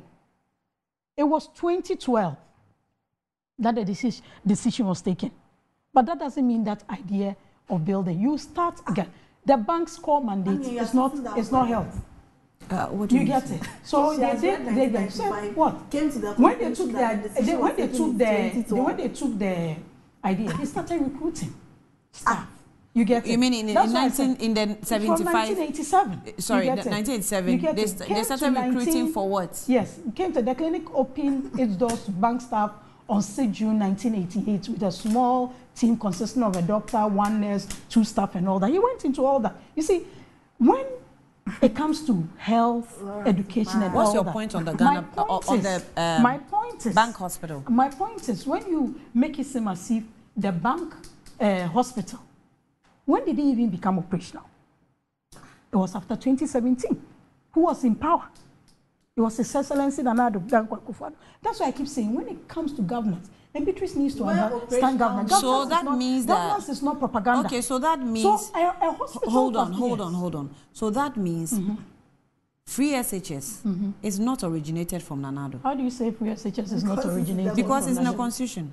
What is in the Constitution? What do you have in the Constitution? What do you have in the Constitution? I'm asking you a question. And you have children in school. After coming late. Wait, you have children in let school. me line them up. Yes, line them up. So we have free SHS, which we would say that it's in the Constitution. Is there?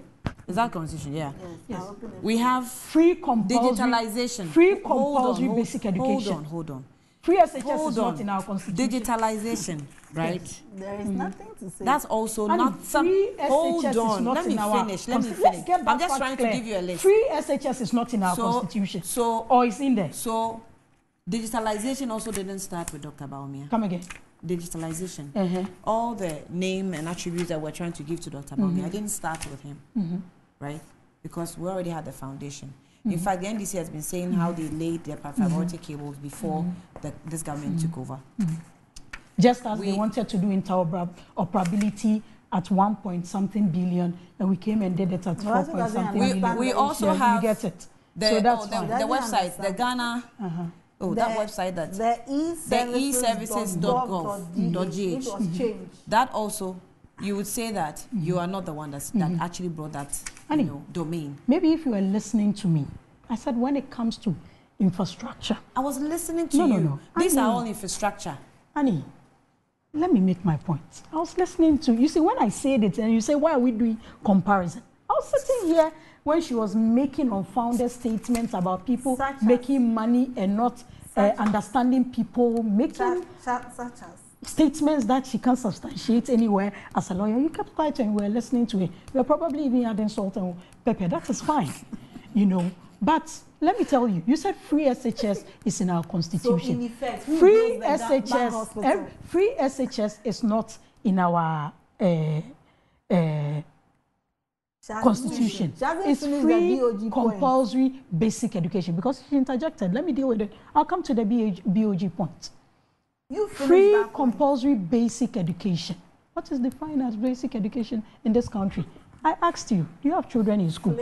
I sit here and I wouldn't lie. My children are not in a public basic school. Why? Because of the states we have our basic schools. But you have people take their children all the way to primary, kindergarten, primary, and junior high school and go to the SHS with their kids. Because we still have some level of confidence in our senior high school system. But when you come in and you make a deliberate policy to make sure that you do those things and improve on it. Look at the STEM schools that are being built. You are in Accra. If you go into the enclave of where Galaxy International School and now Rihanna, the Accra STEM Academy is being built there from kindergarten to senior high school. That is the kind of schools we all look up to take our children. So when you make deliberate policies, it's not all about infrastructure. It's not all about the infrastructure. The bank hospital was the decision to put that. He said what? Let me go to paragraph 8. So people make decision in 1995. He said 1987. Guided by the so core because values. somebody made a decision in 1987, yes, then all of a sudden they slept and woke up in 2017. Please keep quiet. And it became operational. Please keep quiet. Hey, you should have come later than this. Let me give you 8. You get it? In there was a new, this was being read by the new governor who came in 2017. Said, with the change in government in 2017, a new management was constituted for the bank. At the time of taking office in April 2017, the new management inherited 3 different bank projects at different stages of completion, namely the development and construction of 60-bed hospital and a 56-bedroom guest house in Takoradi. Then people were not unemployed. People were not hungry, but they found it necessary to start a guest house. Hospital. Based on the work completed on the hospital project. With the money. You're so based on the work, with I think we can give ourselves some respect. Don't say you spoke for over 45 minutes. I wasn't here. To people hungry. When the people are hungry at that time, there was still unemployment. There were Unemployed Graduates Association, but they found it necessary, in addition to a 60-bed hospital, to go and build a guest house. Which guest house? The It's a 56 That bedroom, one didn't start in 56 85. bedroom guest house in Takoradi. That one didn't start in And 85. Tamale. Yeah. Not only one, oh. Yeah. Not only one. Yeah. Two. Say the People one were building unemployed. headquarters. People were hungry. The guest You get house. it? Yes, 2 guest houses. Are In they hospital useful and today? get- Are they well, useful I don't today? know. Are they generating No, revenue? I are they- don't know. no, Lara, Based on the work, compared to your please, headquarters? Can you please keep No, quiet? your analysis Can you must be please get? spot on Can you because please keep quiet? Some of your analysis I they are over. take very it's strong guest house for discussion. the You state. sat down here and talked about the president not being sensitive to, because the president didn't bring a replica of Amina to come and tell us that Amina is wearing pigs. So, and that's your understanding of SONA. Don't let us go there. The hospital, 60-bed hospital, this is in 2017 when it was taken over. The decision of the hospital, building the hospital, was taken in 2012. You get it? Tender was done in 2013. When did it become operational? After 2017. Governance is a continuum, and especially when I always say, when it comes to hospital and education, let's build on it. And that is why young people like us and younger people like Beatrice need to understand and stop. So, Don't who built the stand at bank Laribanga. When people have gotten Who an Islamic built school, you the go and stand at bank the mosque and think you see it. Do you think the You get cathedral it? was a Come point that the again. president Come should have again. mentioned in the State of the Nation? The cathedral. Yes. Hasn't it over? do you think he should have hasn't it mentioned- hasn't it been overflowed? How? They What said, do you mean? hold on it. So it Government is is something that talking- the president should have mentioned, because That is what is firstly, hold on. important to you. Firstly, no, you won't say that. Yes, that is something- Firstly, it wasn't a project that we budgeted for, and eventually we used our money Yes. into that project. So if it has been abandoned or it had But been was put it, on was hold it in or the whatever it is, Was it in the 2024 budget?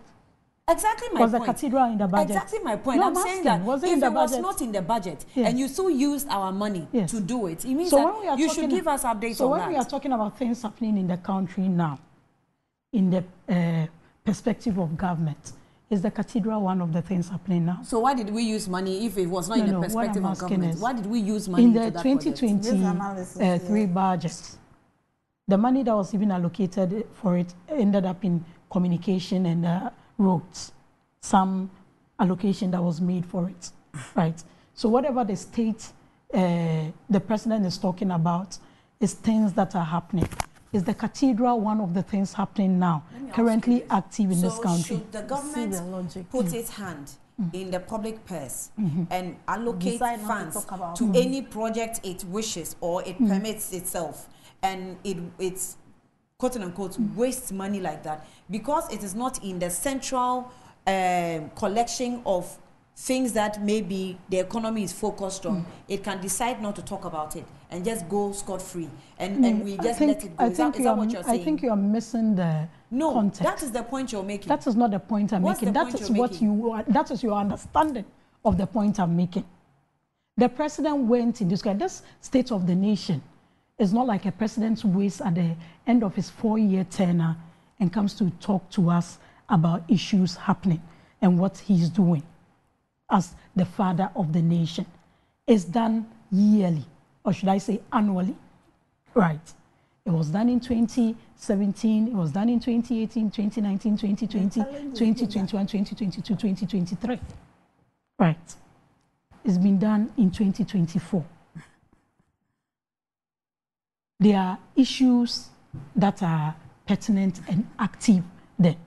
Some of the things I read on, the security issues he mentioned, the digitalization he mentioned, the performance tracker he mentioned, so that it doesn't become like the moment the budget is read, the president gives the State of the Nation address.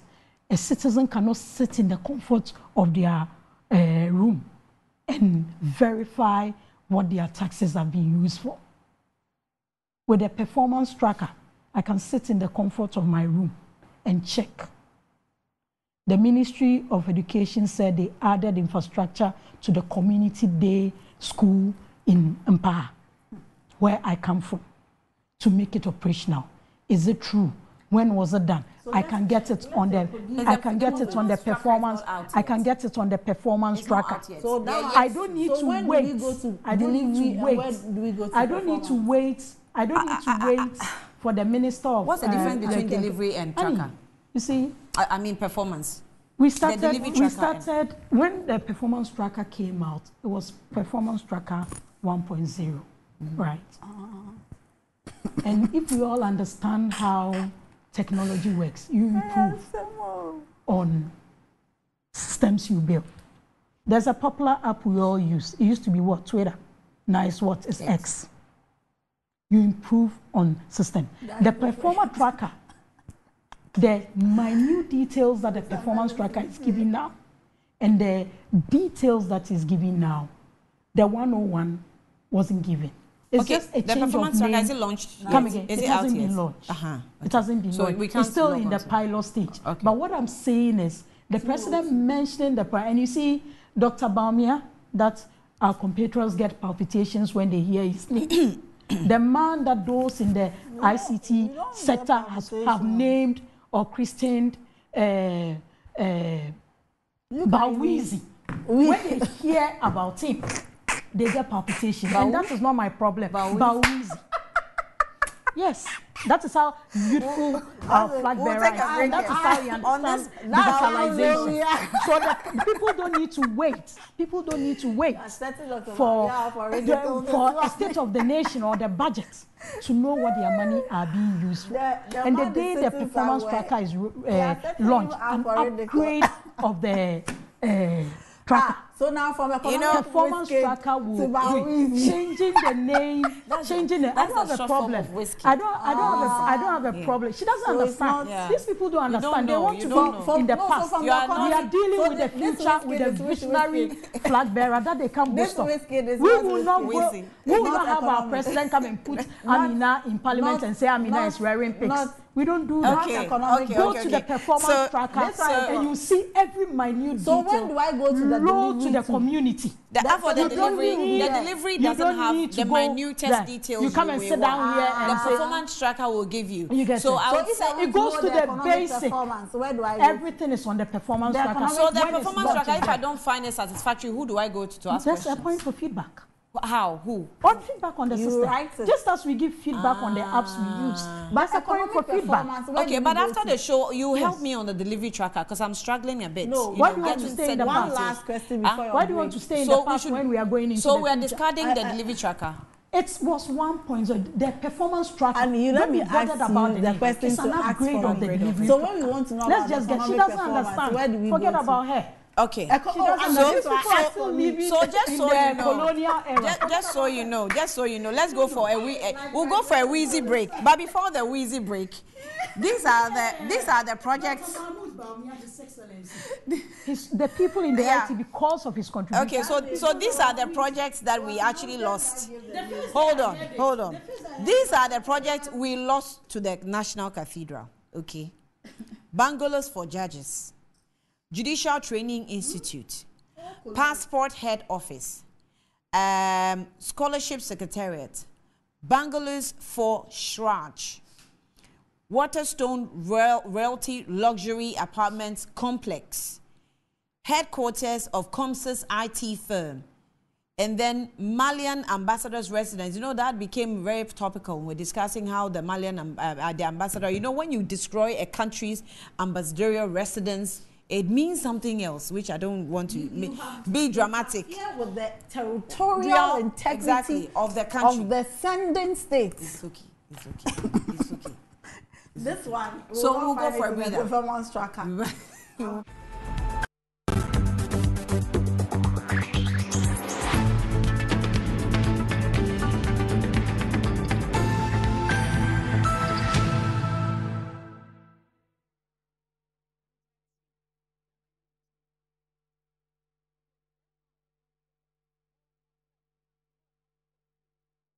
Right, you're welcome back to the Bawizi show.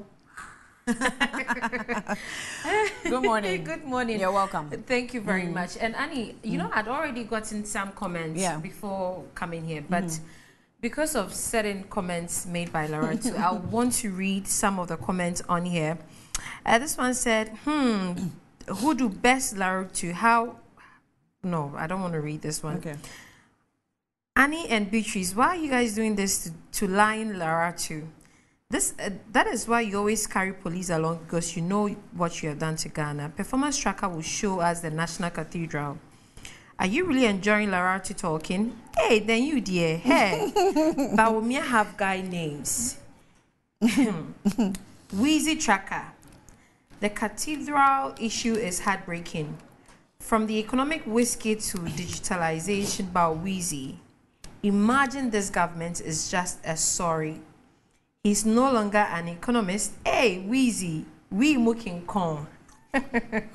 Wheezy break pan. From economic whiskey to Wheezy whiskey. Is that the interpretation they go for Wheezy? That's all that Wheezy it got. is the just Yes. a short form for whiskey. So Annie Ampofu, let's learn to know that the NPP have palpitations when 24-hour economy policy is mentioned. Wheezy, Bawumia, Wale, Adam Smith. These are just a few comments on the Good Morning Ghana page. It's a struggle. Ghana needs solutions. Stop this tracker business. Okay, there's a lot. Delivery tracker, no, I told you. I mean, away from that. So Prosper actually sent me this. Good morning, Ghana. Good morning. Ghana is an interesting country. Pau, Bawizi, Mahamizi. Oh my goodness. I mean, it means that today the week is going to be great, because I think we are starting on a note of laughter about Wheezy, and this is definitely going to trend. But Annie, moving on to a sad note, the RIP legend is trending on Twitter because of, Mr. Ibu. And unfortunately, he has passed away over the weekend. Mr. Ibu is dead? Yes, Mr. Ibu is dead. Oh. So when I said I refused to believe it, because I was searching. But this one says, Chelsea fans, y'all gather here and show some respect to the legend. Mr. Ibu. R.I.P. legend. I mean, I was questioning it because I was not seeing anything on Google, but then it started popping up, Mr. Ibu is dead. And yes.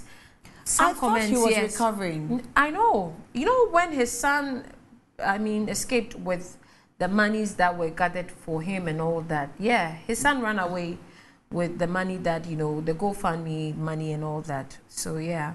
His son? Yes, his son. Yes, you mean his son? His own son? Yeah, his own son. So, Mr. Ibu's last words before his death in the hospital bed, as he gave a special message to Paul of P Square, who has been Paul of P Square has been good to him. He really, really was there for him. But R.I.P. legend. So does it mean that the son ran away with the money? Yeah, he was caught. And so he didn't get money for treatment? Yeah, but it was time. It delayed. It was time. It delayed. It was time. He got well. He was on social media, TikTok, and all that. But then he with his daughter, I think. That was not even his daughter. That was who? Yeah, that girl is not his daughter. Supposed daughter. That girl is not even his. There's a whole lot about that video as well. But yes, unfortunately, I think I'm not so well updated on his issues. Yes. I didn't want to believe it. I was constantly refreshing. Someone posted it on our page. I was asking, where is the source? But Nigeria, entertainment industry cannot tell me that they couldn't raise money. They did. They actually did. They actually did. Mr. Ibu has been monumental in the help of, bringing up a lot of talent way back. So I, for one, I was confused as to, because he has done a lot of good work. I know a couple of friends in Nigeria who wanted to start this entertainment thing. Sometimes when these things happen, I don't expect to even see a GoFund. Exactly. That's what my point is. It should just come out and having brought up people, you have children that you didn't make yourself, but they are children, your children. Yeah. Which at every point in time, they know your situation and your condition, they will come to your aid. We don't have to make. So I think that the entertainment industry must learn from these things. Yeah. It's not just being superstar and flaunting big cars, and then we leave the lives of people into, It's sad. It's sad. I for one, I didn't want to believe it, but unfortunately, Mr. Ibu has passed away, and I think that now he can finally rest, because being sick for that long. And finally, Chef Fila is also trending.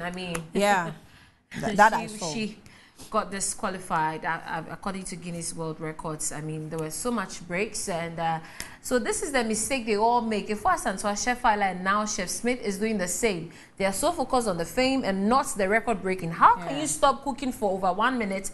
just vibing to a musician singing for you. So I think it's all about the breaks. The breaks are just hey, so when you break for about 1 minute, that can disqualify you. Yes, especially when there's a limited break for you, but if you continue to break for long, they will disqualify you.